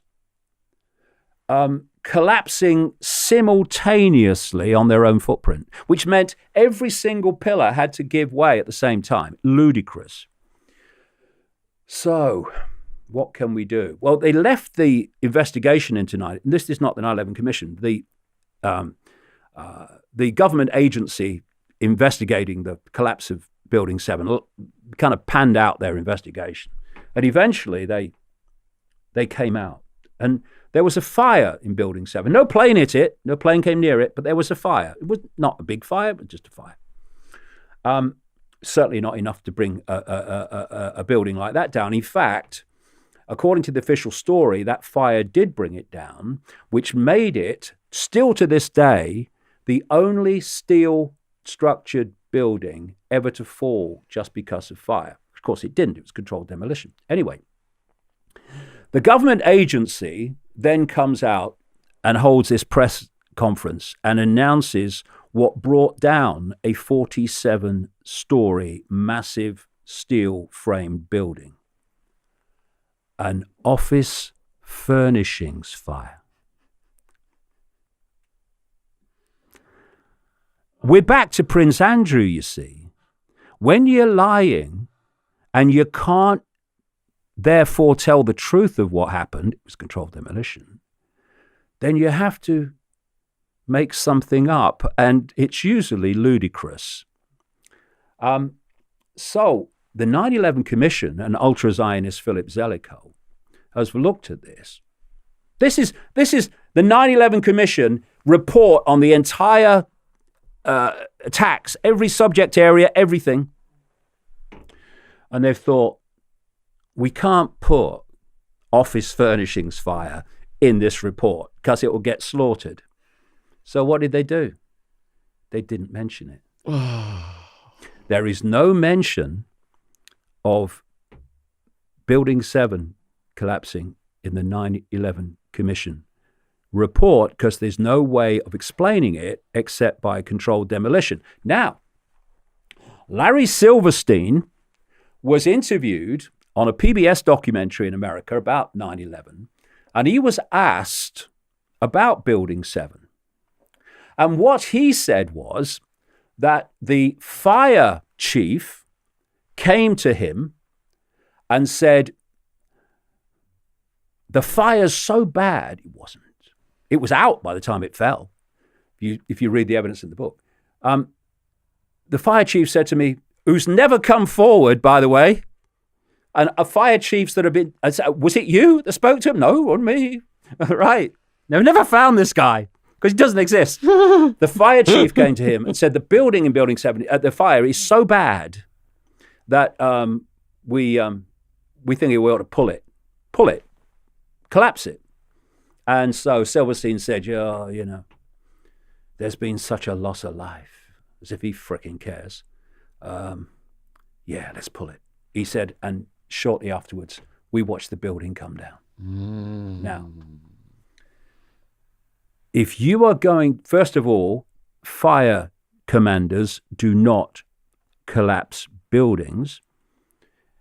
Demolition experts do. And it takes weeks, sometimes longer, to put the charges in exactly the right place to bring it down. So if that was a controlled demolition, which it was, it means that the charges were put in place pre-9/11 for that to happen as fast as it did after the decision was made. Everywhere you look, in every aspect of 9/11, and I've destroyed the official story in the book, you find ultra-Zionists connected to Mossad, connected to military intelligence. By the way, many of those 200 Israeli spies that were let go were found by the authorities when they were being questioned to be involved in the Israeli military, in Israeli intelligence, and in experts in areas like computers and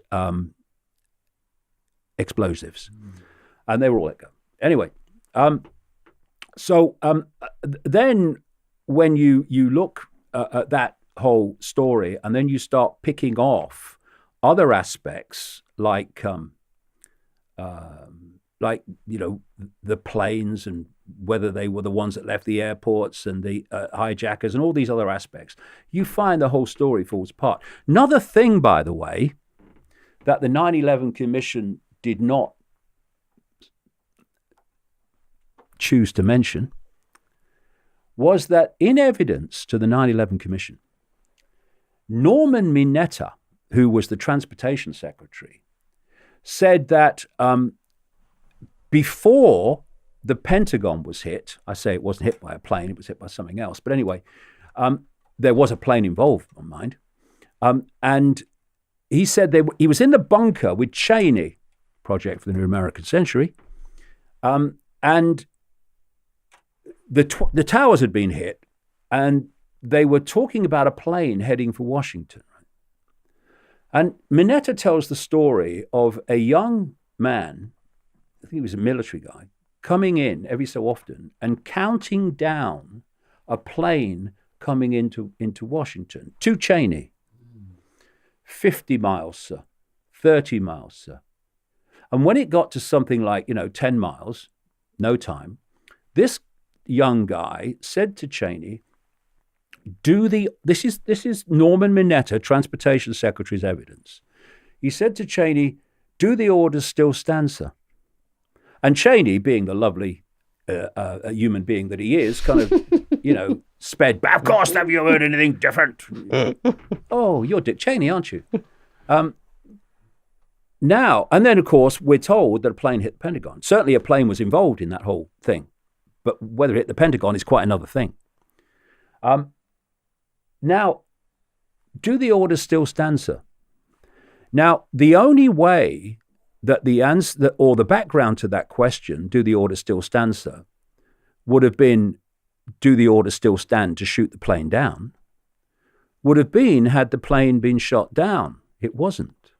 The orders had to be, and this is why you can understand the young guy being, quite, concerned the longer it went on, was that the orders were not to shoot the plane down. Which brings us to other areas of 9/11. In relation to that Flight 77 alone that is supposed to have hit the Pentagon. There is a no-fly zone around Washington. And I quote in the book Caspar Weinberger, a former U.S. Defense Secretary, after 9/11, who said there are Air Force bases all around Washington to respond to rogue planes coming in. And if they're not transmitting a certain signal, then they get shot down. Not only are there Air Force bases all around, including the Andrews Air Force Base, 10 miles from the White House and the Pentagon, there are ground-to-air missiles to protect Washington and the Pentagon. Of course there would be. Why wouldn't there be? So what happened on 9/11 then? A plane comes in and wasn't challenged, wasn't shot down, just allowed to, the official story says, hit the Pentagon. Why did NORAD, the Air Force defense mechanism for situations like this, attacks from the air, hijackings, why did they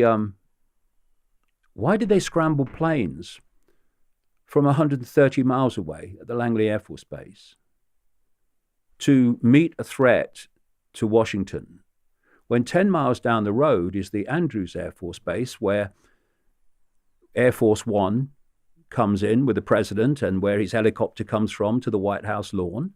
They don't have planes to scramble to protect Washington. Well, what you're having a no-fly zone for if you think you're going to police it from Langley, 130 miles away?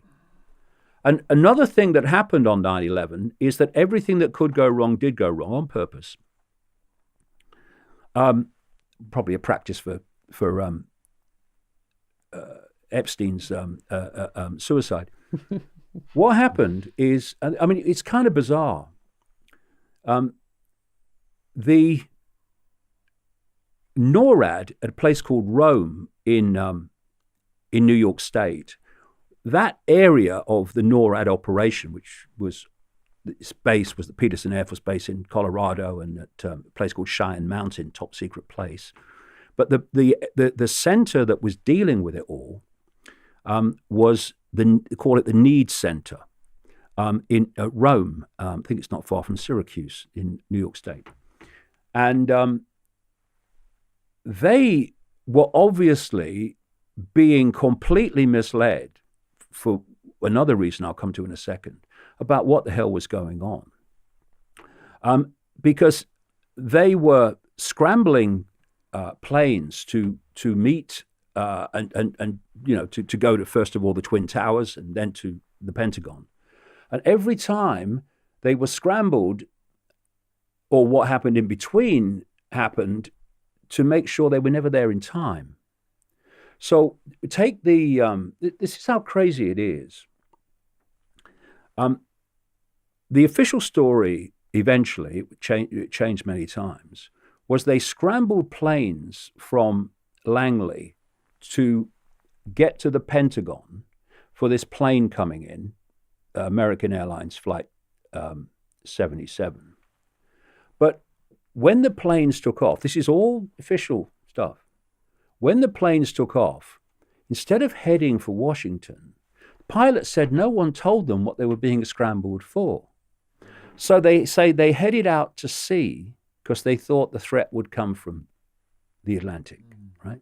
So instead of heading for Washington, they went out to sea, which meant they didn't get there in time. But bizarrely, NORAD did not scramble them to meet Flight 77 because this NORAD Needs Center did not know that Flight 77 had been, quote, hijacked until basically the time it hit the Pentagon, or is said to have hit the Pentagon. They scrambled those jets from to meet Flight 11, which they were told had not hit the World Trade Center, but had gone past and was now heading towards Washington. I mean, the whole system was scrambled, and so when they were scrambling jets to military jets in response to the Twin Towers, they scrambled them from 153 miles away at Cape Cod. Of course, they never got there in time. And now we can open up something else. Why was there all this confusion? Why were there all these strange reports that were scrambling people that had a simple common outcome? That until the planes were down, I don't think that overwhelmingly, at least the first three, possibly all four, actually were the ones that left the airport, but the airports. Before the planes were down, nothing was done to intervene. That was the common theme. And all these different, oh, this happened, and oh my God, that happened. Oh, dear, well, who told us that? It was all going on. The outcome was nothing happened to intervene. Not ground-to-air missiles, not scrambling jets, nothing. Right? Because that had to happen and be allowed to happen. I quote a guy in the book, a guy called Fletcher Prouty, who was had massive experience in the American military and in intelligence. And he said once about assassinations, if you want to know who was involved in an assassination, he said, words to this effect, just look at who had the power to remove the usual level of security that allowed the assassination to happen. And this is certainly the case with 9/11. Who had the power to call off the response system, which normally would happen very differently? I tell a story in the book of a golfer, famous golfer called Payne Stewart. Payne Stewart took off in a plane. This is 1999, something like that. He took off in a private jet, and something happened that the plane didn't pressurize, and everyone went unconscious. So what happened is what happened 125 times the previous year, and I go into the regulations in the book. They're very clear. Whenever there's a problem, even if you're not sure it's a real problem, treat it as an emergency. And the air traffic control system, the Federal Aviation Administration, contacts NORAD, and they scramble jets and they get up there. So with Payne Stewart in a small private jet and a few passengers, they went up there. They followed it because they wanted to find out what the hell was going on. It's what they always do. When it kept going and they couldn't find any sign of life, and it went so far, those jets came down, other jets came and took over, and they escorted this jet all the way across, because in the end they realized that there's no life, and eventually the plane's going to run out of fuel and it's going to crash, and they wanted to make sure that it would crash not where there was any people, right? And this whole situation, it was all in the media, was watched from the Pentagon, from the command center by the Joint Chiefs of Staff and all these people, right? That's what happens. That's the normal response. On 9/11, nothing responded that made any difference whatsoever into the outcome. And immediately, the Pentagon was, quote, hit by this plane. they scrambled jets from Andrews Air Force Base 10 miles away to protect Washington, right? It was all a scam. Now, here's another aspect of this. They had to scramble everything. And of course, no, I'm not saying the people that at NORAD needs were involved. Most people were not involved. They were just completely bewildered by what's going on. So they had to have a mechanism of creating total chaos bewilderment that morning to allow the attacks to happen. Well, it turns out that the head of NORAD, a guy called Ralph Eberhard, had, and this was the word used, had decided to have unprecedented numbers of war game scenario exercises.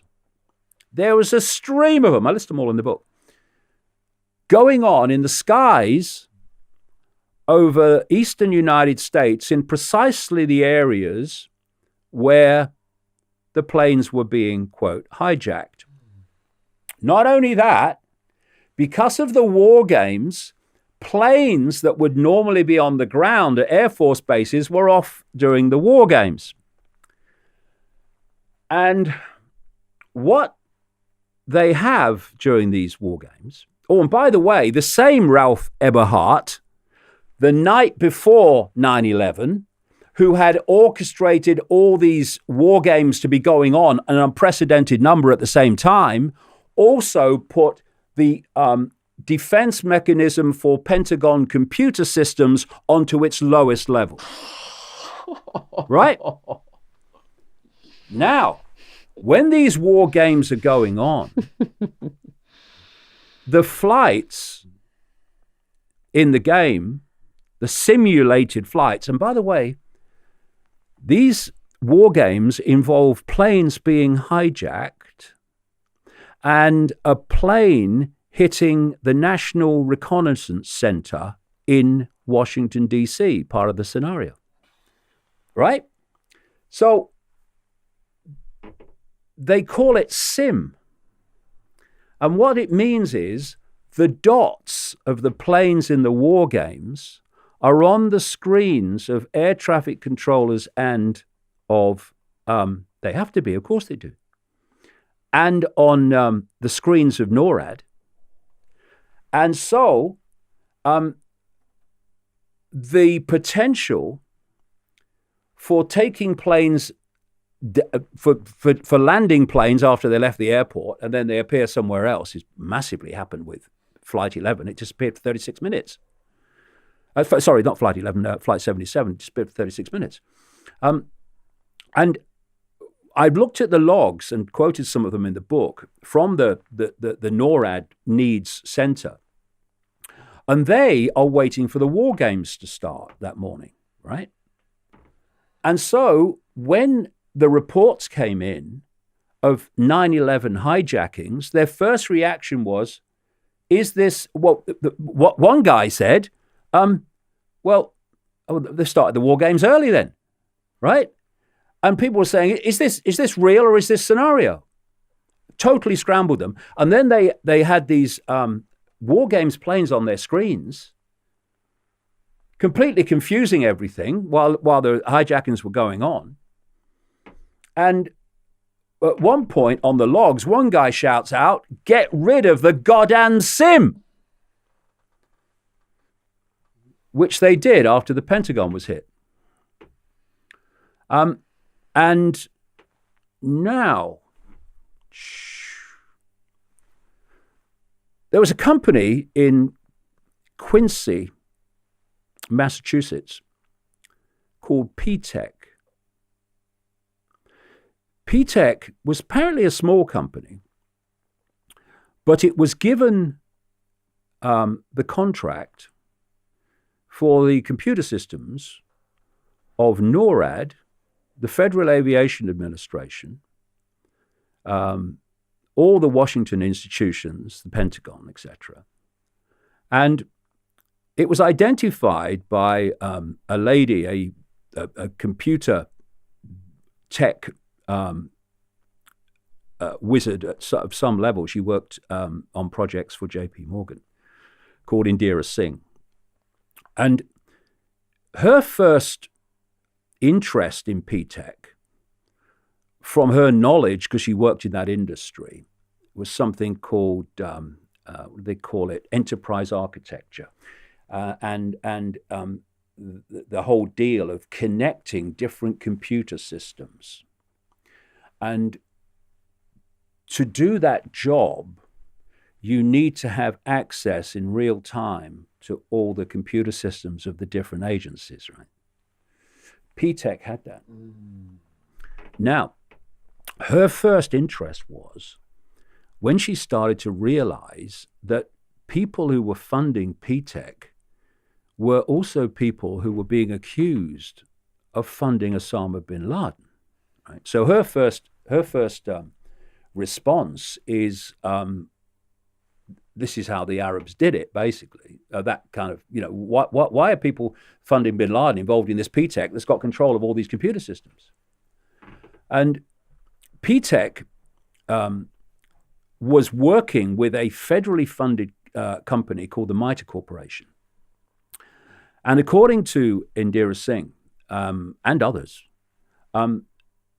they were working, the MITRE Corporation and P-Tech, in the basement of the Federal Aviation Administration for 2 years before 9/11, working on all the computer systems and computer connections with other agencies. And one of the big things that came out in this confusion of 9/11 was the apparent inability of these agencies like the Federal Aviation Administration and NORAD to communicate with each other. It was come to absolute chaos, absolute mess. Well, P-Tech had control in real time of everything it needed to control, to put planes on screens that weren't there, to take planes off screens that were there, all of it on 9/11. Well, it turns out that P-Tech wasn't controlled by Arabs, was controlled by ultra-Zionists. And there was a Mossad agent called Viktor Ostrovsky, who wrote 2 books in the 1990s, and the first came out in 1990, who said how Israeli intelligence uses Arab people and Israelis who look like Arabs to appear to have Arab control of companies when actually they're Israeli companies. So this was a classic. There was a guy whose father was a big player in that area in B'nai B'rith, the big Masonic connected, Rothschild-controlled, instigated, in fact, ultra-Zionist, basically secret society. And this guy was running P-Tech. And then when I started researching that, you come out and you see all these computer companies in America in significant positions were all controlled by Zionists. What you find when you research this is there basically aren't any cybersecurity companies operating out of Israel that are not controlled by Mossad and the military and the intelligence network. And I could talk about that as well, because Israel is becoming a massive global center for technology. And one of the areas of technology that they focus on is cybersecurity. Cybersecurity means that you write the security blueprint. And when you write it, you leave back doors in so that Mossad can get into anything. I think the Maxwell sisters were accused of this recently. Well, the Maxwell sisters were accused of that. Well, that's kind of interesting because one of these systems called Promise, which was developed by an American company for probably quite, benevolent reasons, was hijacked by the American government and Israeli Mossad, Israeli military. And backdoors were put in it, and they sold this promised software to governments all over the world with a backdoor in which they could get in and get everything. You know, one of the biggest sellers of it was, this has come from Ostrovsky and others, Bob Maxwell. Because Bob Maxwell, father of Ghislaine Maxwell, was a Mossad agent. And Ostrovsky describes how when he died on his yacht, the Lady Ghislaine, it wasn't because he fell overboard. It was because Mossad came up from the water and killed him because he was starting to become a liability instead of a positive contribution to their agenda. Remember, his Daily Mirror empire was falling and all that stuff. So Maxwell was selling it. He was a Mossad agent. So that makes absolute sense what you've just said, as does Ghislaine Maxwell's involvement with the Mossad agent Jeffrey Epstein. All, Ehud Barak, Epstein. Here we go. I mean, in the end, it's a web, and therefore, if you work hard enough and dig deep enough, you will connect it, because it is a web.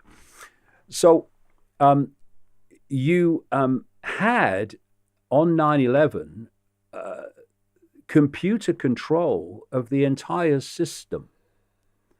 And to scramble, which is what happened, and create total confusion, which is what happened, to make sure nothing happened that would intervene in it playing out, was all in their hands at that same time. Now, I'm going to go back to a figure. The Jewish population of the world is 0.2%. The number of people that are involved in what I'm talking about is a tiny fraction of the 2%, and that tiny fraction hates the rest of the 2%.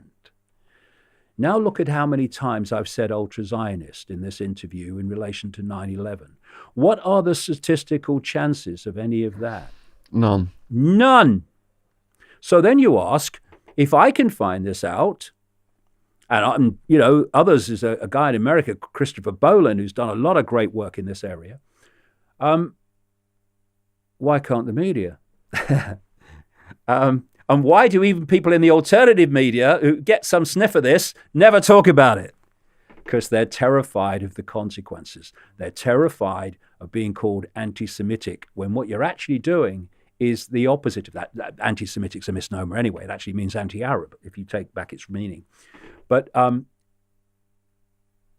it's pointing out to the Israeli community and to the Jewish community worldwide, you are being shafted big time and taking the blame for what this cult is doing in your name, even though you don't even know it exists. And so it really is time for all of us to put the labels down and to put all the fault lines of division down, stop seeing ourselves as Jew or Arab or middle-class American just for a second, and realize we're all being shafted equally, and come together and deal with this in unity, because they are desperate for us to go on being divided and ruled and at war with each other. And this whole anti-Semitism industry, this protection racket for the cult, it's what it is designed to stop what I've been talking about coming out. And I don't care about consequences, never think of them. Because if you think about consequences, what you're doing is you're pondering the possibility that you won't do what you believe to be right because of the consequences. Well, that's not going to happen. So why am I thinking about consequences? Because I'm going to do it anyway. And we need to start going down this road and not being intimidated into silence, and not being intimidated into sharing things. I tell you what's kind of fascinating now. You see how this gets more and more deeper inroded into people's behavior. I can, my boys anyway, post news stories from my site on social media, and I do memes with lots of them, comment memes. And when they're about this subject or that subject, they'll get shared. You talk about Zionism or Israel, they don't get shared. Why? Because they're worried about what will an employer do. He might look at my social media account, which they do now. So, oh no, you're an anti-Semite, even though what you're saying is, why is this happening? Why are these people always being protected? And we've just got to grow some backbone, because the evidence is there and it just needs to come out. And this is another interesting thing, you see. I went on to talk radio in Britain. I did 2 interviews with them, maybe in the last year or so. And their combined audience, views on YouTube of those 2 interviews is well now in excess of 3 million. They copies of The Trigger were sent to about 3 or 4 programs. Wouldn't have me on. They were sent to RT. Question more. Wouldn't have me on.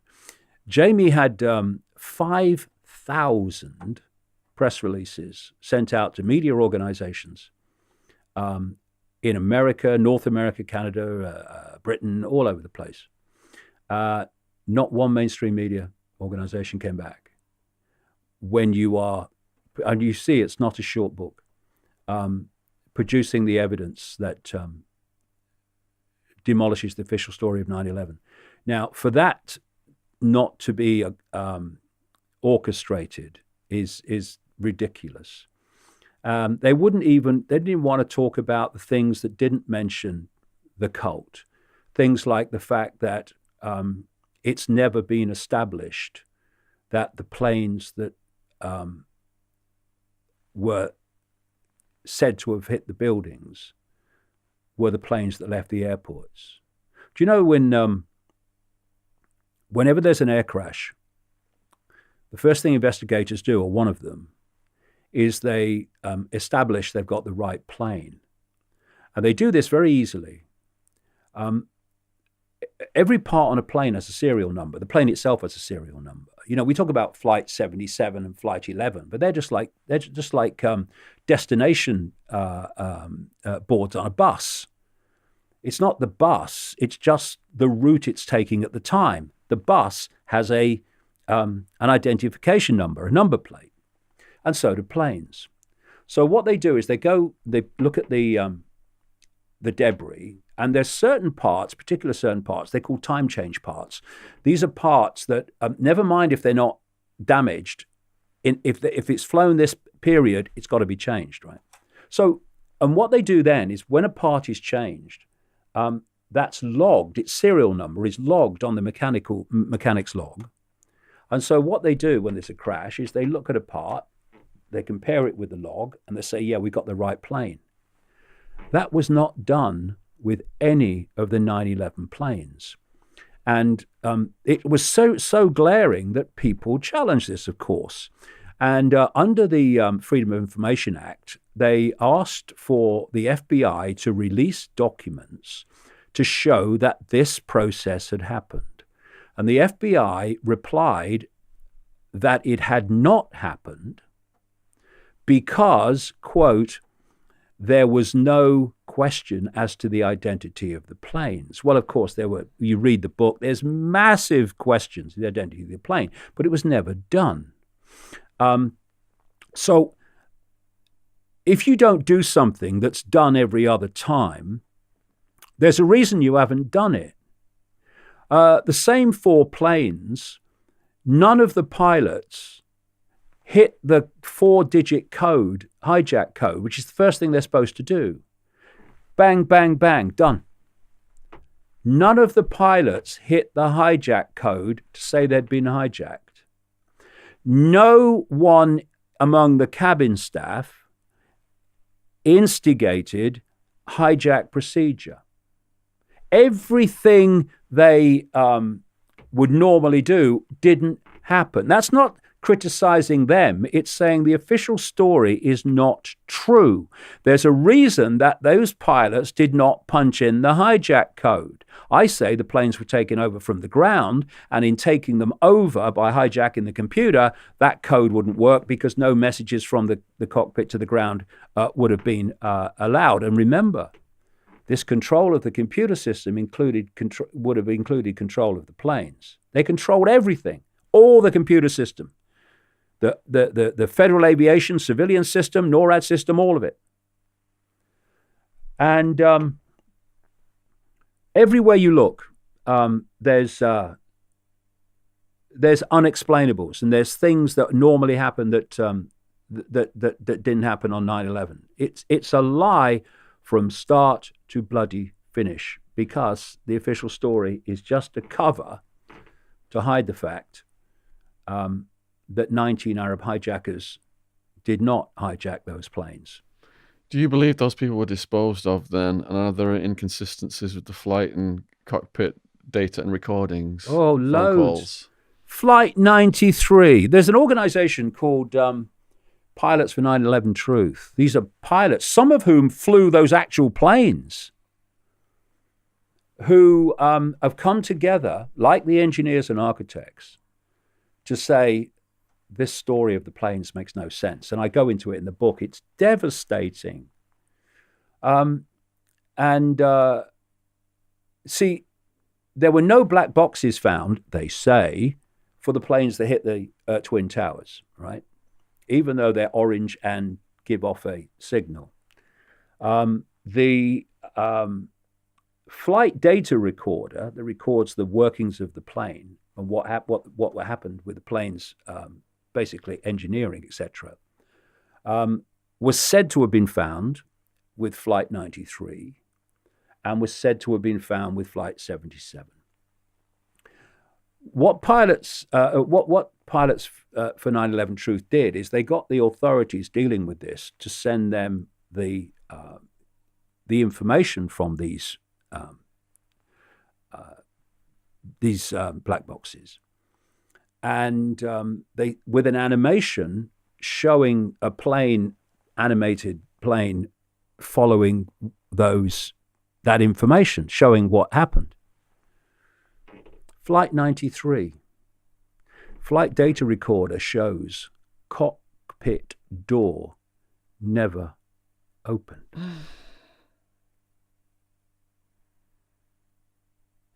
How was it hijacked?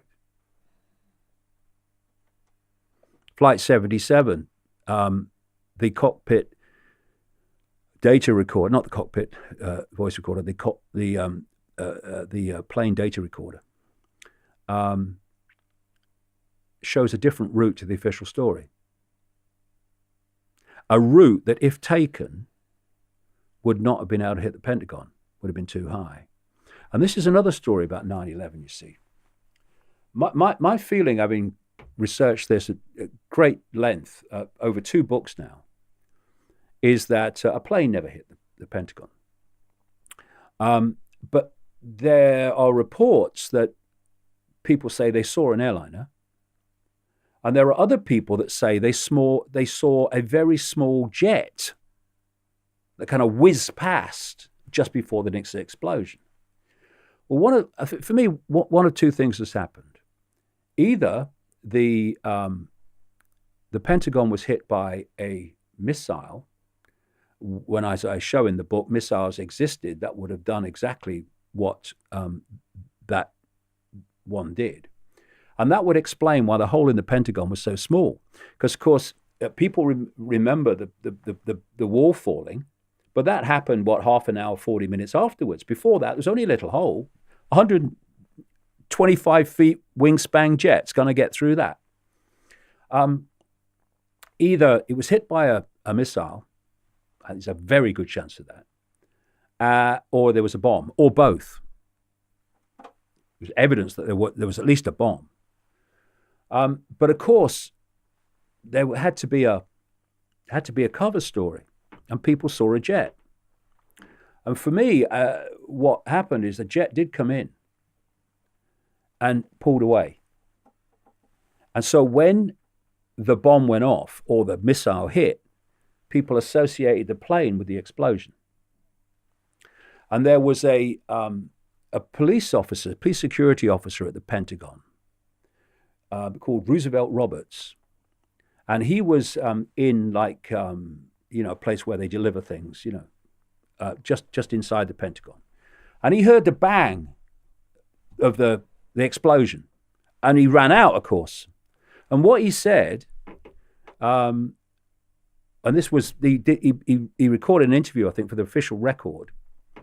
He said there was this massive jet, silver, which was, of course, the colors of American Airlines, and it was very, very low, and it was climbing away from the Pentagon. This is after the explosion. And people, when they saw this plane going up, they talked about a second plane. That this is why there was confusion. People were saying there was one plane. Other people say, no, there was two planes. Well, maybe there was one plane and something else that caused the explosion, which would certainly explain a lot of the contradictions of the evidence, where people saw one thing and other people saw another. If you put them all together, because, I've quoted people in the book who were in the Pentagon and ran out of the Pentagon when the attack happened. And they say there was no plane debris. Crucially, a plane with lots of fuel in the tank. There was no smell of aviation fuel, nothing. The book is devastating in all these subjects because, I'm giving an overview here. Of course, it's all you can do in an interview. But the detail is devastating to support what I'm saying. So the mainstream media then say the architect, the supervillain, is Osama bin Laden, but the other face that's all over the news is Mohammed Atta, whose passport miraculously just floats out of the inferno so he can be identified. Well, it wasn't Mohammed Atta, it was another one. But I mean, even that, how desperate are you? See, we, the longer we talk, the more you keep coming back to the same strands, because it's, everything connects to everything else. I was talking earlier about control of perception. So they know, because if they're experts on anything, I mean the inner core, they're experts on human perception because that's their stadium. It's their source of control. They know that people don't overwhelmingly look at detail. They get an image of something, a feeling. So you announce that a passport has been found in Vesey Street near the Twin Towers that's supposed to have fallen out of a plane that smacked into the building in a fireball. And they found it. I mean, was it singed? I mean, what's going on?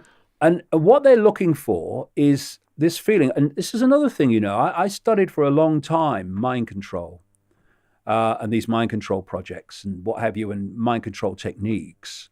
And one major mind control technique, one major mind control, kind of everyone knows that in the mind control industry, is if you get people into a state of trauma, they become massively suggestible.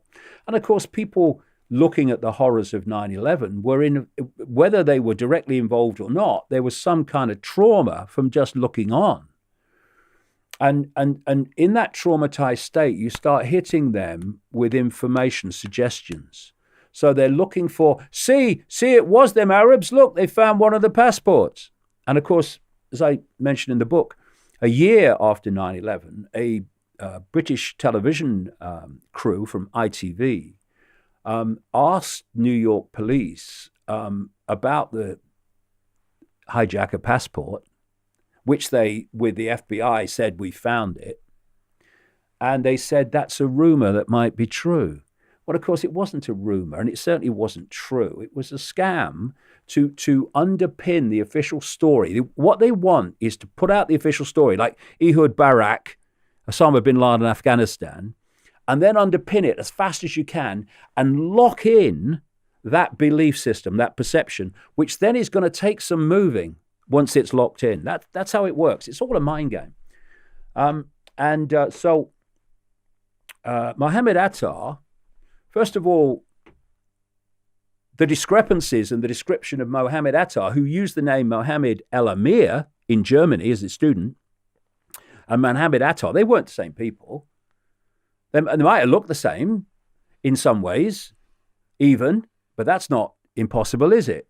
But they weren't the same person. Even the height was like inches, 4 inches difference.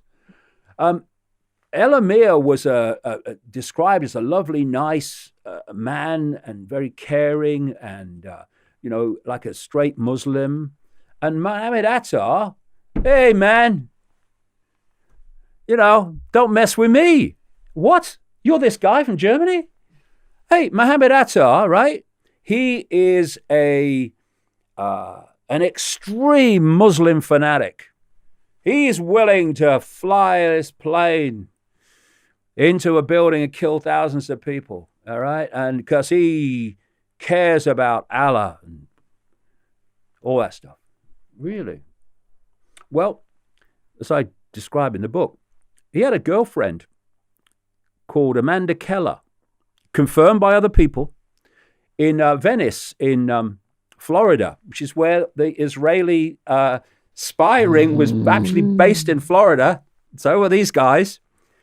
And she described that how the flying school, and actually I knew this anyway, before 9/11, the Venice airport was notorious conduit for the CIA Bush, which you all know about, the CIA Bush Clinton drug running operation, bringing the stuff out of South America into America. Venice Airport was one of the centers, which just happened to be where Mohammed Attar trained as a pilot. These coincidences are amazing.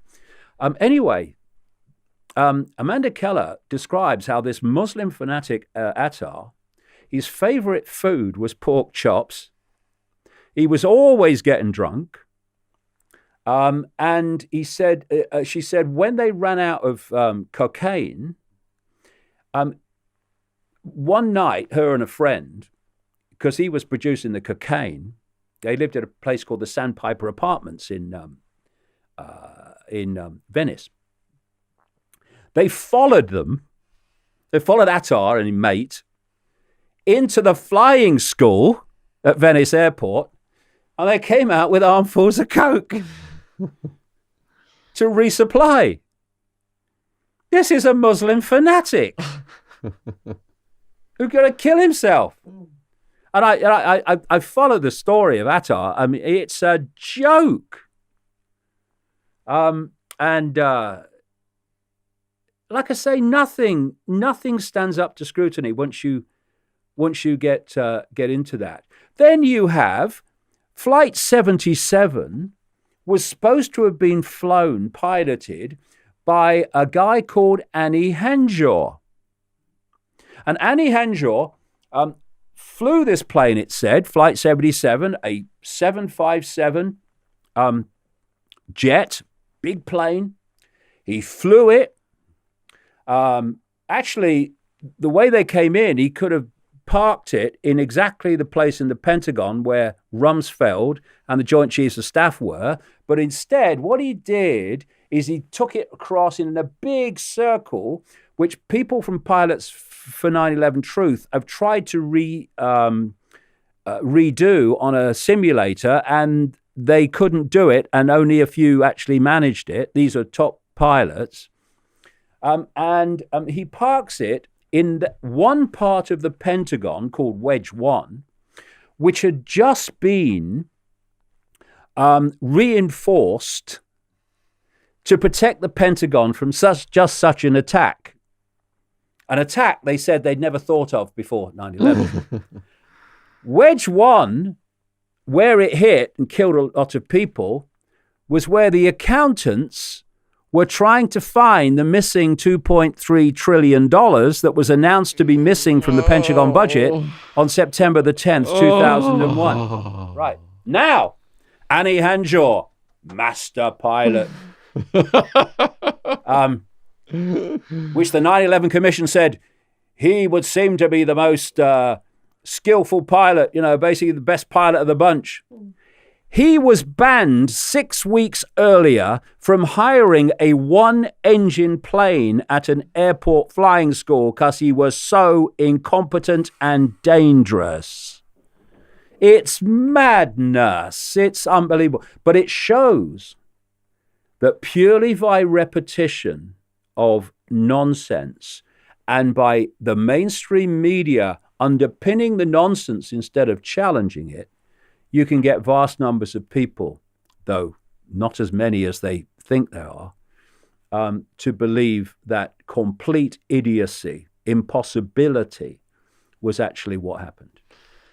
So you talked about the Bush drug trafficking. Just a quick opportunity here to mention to people, my new book is now out for Christmas. It's called Clinton, Bush, and CIA Conspiracies: From the Boys on the Tracks to Jeffrey Epstein.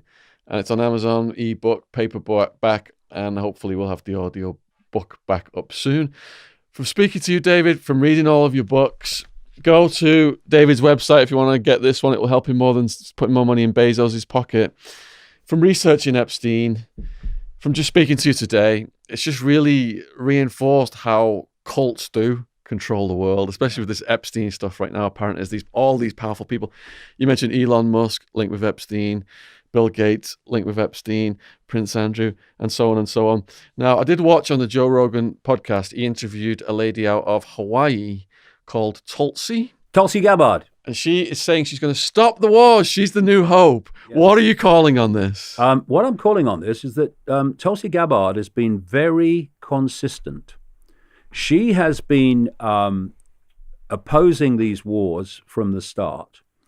And the moment she stood up and said she was running as a presidential candidate with the Democrats, the demonization started, not least within the Democratic Party, which is, of course, a war party, controlled by the same cult, ultimately, just like the Republicans are. I'm sure there are many, many things that me and Tulsi would not agree on. I sent her a copy of that book, actually. Whether she got it or not is another thing. Because she's also the political voice in the last 2-3 weeks who's been pushing for an investigation into Saudi Arabia and supporting the families of 9/11 victims who are trying to take the Saudi government to court over their involvement. She's been very, very consistent on this. And there'll be many things in other areas I'm sure we wouldn't agree on. But I like her consistency on opposing the wars and going and meeting Assad, for which she's getting vilified, and has been ever since, to try to reach some accommodation and to understand. What do you mean you're not supposed to meet Assad? Do you want to understand what's happening? Do you want to understand where he's coming from so we can resolve this or not? But of course, they don't want to resolve it. And when you meet someone, you might find that actually they're not quite the demon you thought they were. And they want us to think these are all demons so that we'll justify or support their attacks upon them. So I think on that, Tulsi Gabbard is genuine and the best of luck to her. On other things, I'm sure we'll, if it starts to impact upon the woke agenda, I'm sure we wouldn't agree. And certainly on climate change, we wouldn't agree. So she is a Gulf War veteran, I believe. And she is. She's still a serving veteran. She works in the medical side of it, I think. So she's got the support of the veteran community. A lot of people have been abandoned when they come back from these wars, end up in prison, suicides, all this horror stuff. If she, with all of this support, it looked like she was going to win, or she actually won, would the deep state go JFK on her? Well, if you look at what they've done to Trump, I'm no supporter of Trump, but you look at what they've done to Trump whenever he's not gone full-blown deep state. Well, you multiply that a few thousand times, and that's what Tulsi Gabbard would get. Because I do think she's genuine on this issue. I think she's genuine, and if you're genuine and you are coming in to make that difference, you're going to have she's got the Democratic Party establishment against her already. And if she ran against Trump, she might have a chance of beating him. The other rabble, have you seen them? They haven't got a brain cell to rub together. But still, she's attacked by her own party because that's a cult party. You got Trump, he's controlled by the cult. That's why Israel gets everything it wants from Trump, no questions asked.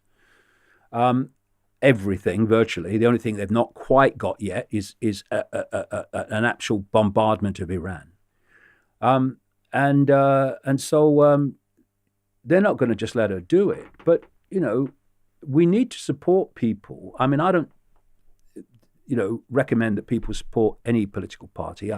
I just want people to have the information from which to make their own minds up.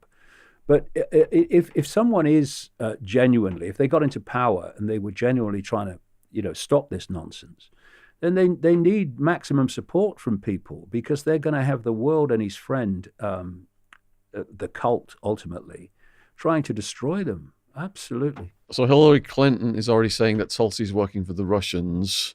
What do you think of that, and what do you think of Hillary Clinton? Well, the thing is that, when some people attack you, you're on the right track. I use that all the time. He's having a go at you. Good. I'm saying something right then. And so Clinton attacking her is confirming that she's standing for something the cult doesn't want to stand for, because she is a cult operative. Bill Clinton and the Clintons, they are cult to their DNA, and if she got to power, then all hell would break loose. And we've reached a point now in politics. We reached it quite a long time ago, but it's more obvious than ever before that there is no choice in terms of the major players. You know what I mean? Yeah. Because the parties are so controlled by the same force that they decide who gets in, not the public. And we've seen what with the Brexit referendum, what contempt the system has for the public making the quote wrong decision. So I wish Tulsi well, because she's going to need it if she does progress. David, you've been very generous with your time as usual.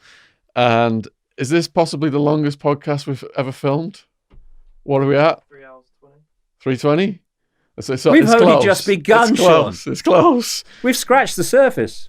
And if you want the rest below the surface, the trigger, all the links are in the description box below this video. Is there anything you would like to say in conclusion to the viewers and the young people watching this? Well, I have a term, the mainstream everything. The mainstream everything, whether it's mainstream science, mainstream media, mainstream politics, mainstream everything, is telling you what the mainstream everything's ultimate controllers, which if you go deep enough is the cult, wants you to believe. So the mainstream media basically says question nothing. Then you've got RT saying question more, but not too much. And then you've got people like me who say question everything, everything. Take everything off the table as a gimme.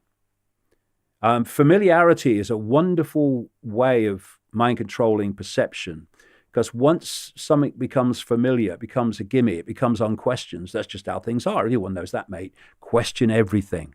And when you do, you'll see almost none of it stands up, not least the nature of reality and who we are and where we are. And in the event you are deplatformed, where are you going to be that people can find you? Well, we've just started a new platform, which I hope you'll be interviewed for. Cheers. Called ICKE. I say we. Actually, my son Jamie has put it together. It's brilliant. I was so impressed when he unveiled it. And basically, what we were looking at was this incessant censorship and deplatforming and all this stuff, and through what I call the mainstream internet. Google owned YouTube, Facebook, Twitter, all these things. Again, go deep enough, cult. And that's why they're censoring people that are exposing aspects of the cult agenda. That's what it's all about. So you can either sit around and moan about it and say, oh, tough in it. Oh, I'm a martyr. Or you can say, okay, are we going to deal with it? And so what Jamie's done is put this media platform together, it's got films, it's got series, always being added to. He's going to make a film about 5G. It's already an enormous amount of content on it. Lots of stuff that I've done. Every talk that I've ever done that was filmed and stuff. It's all on there, so that it's not dependent on YouTube and it's not dependent on Facebook. It's its own self-contained entity. Not just for now, because there's a lot of stuff on it already, but the censorship's not going to just stop here, is it? We know that, so we have to deal with it and prepare for it, and that's what we've done. How many books have you published? Oh, God knows. God, 20 odd must be. I read. I'm 3 chapters from finishing another one. I'll finish another one by February. Can you mention what that's about? What the hell we do about all this? Good. And that's plenty. The first one I read was in maximum security jail in Arizona. Guy just slides Alice in Wonderland 9/11 under my door, and that I just never looked back after reading that content.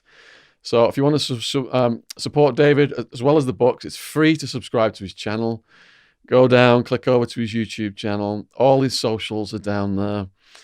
And a huge thank you to the people who have donated some money to us to help the production of these podcasts at this level in the studio. People who've donated to Patreon, PayPal, Just Giving. It's because of you guys, this is possible, and we've been able to interview David in here today. And also, huge thank you to all the new subscribers. Subscribers shot up a couple hundred thousand in the last few months, and subscription logo is down there on the bottom right-hand corner of this video. And the best way to finish this is on a message of love, so I'm going to give David a big hug now. Oh, there you go, man. Yeah, this is the example. Nice to talk to you. Yeah, you too. Nice to talk to you.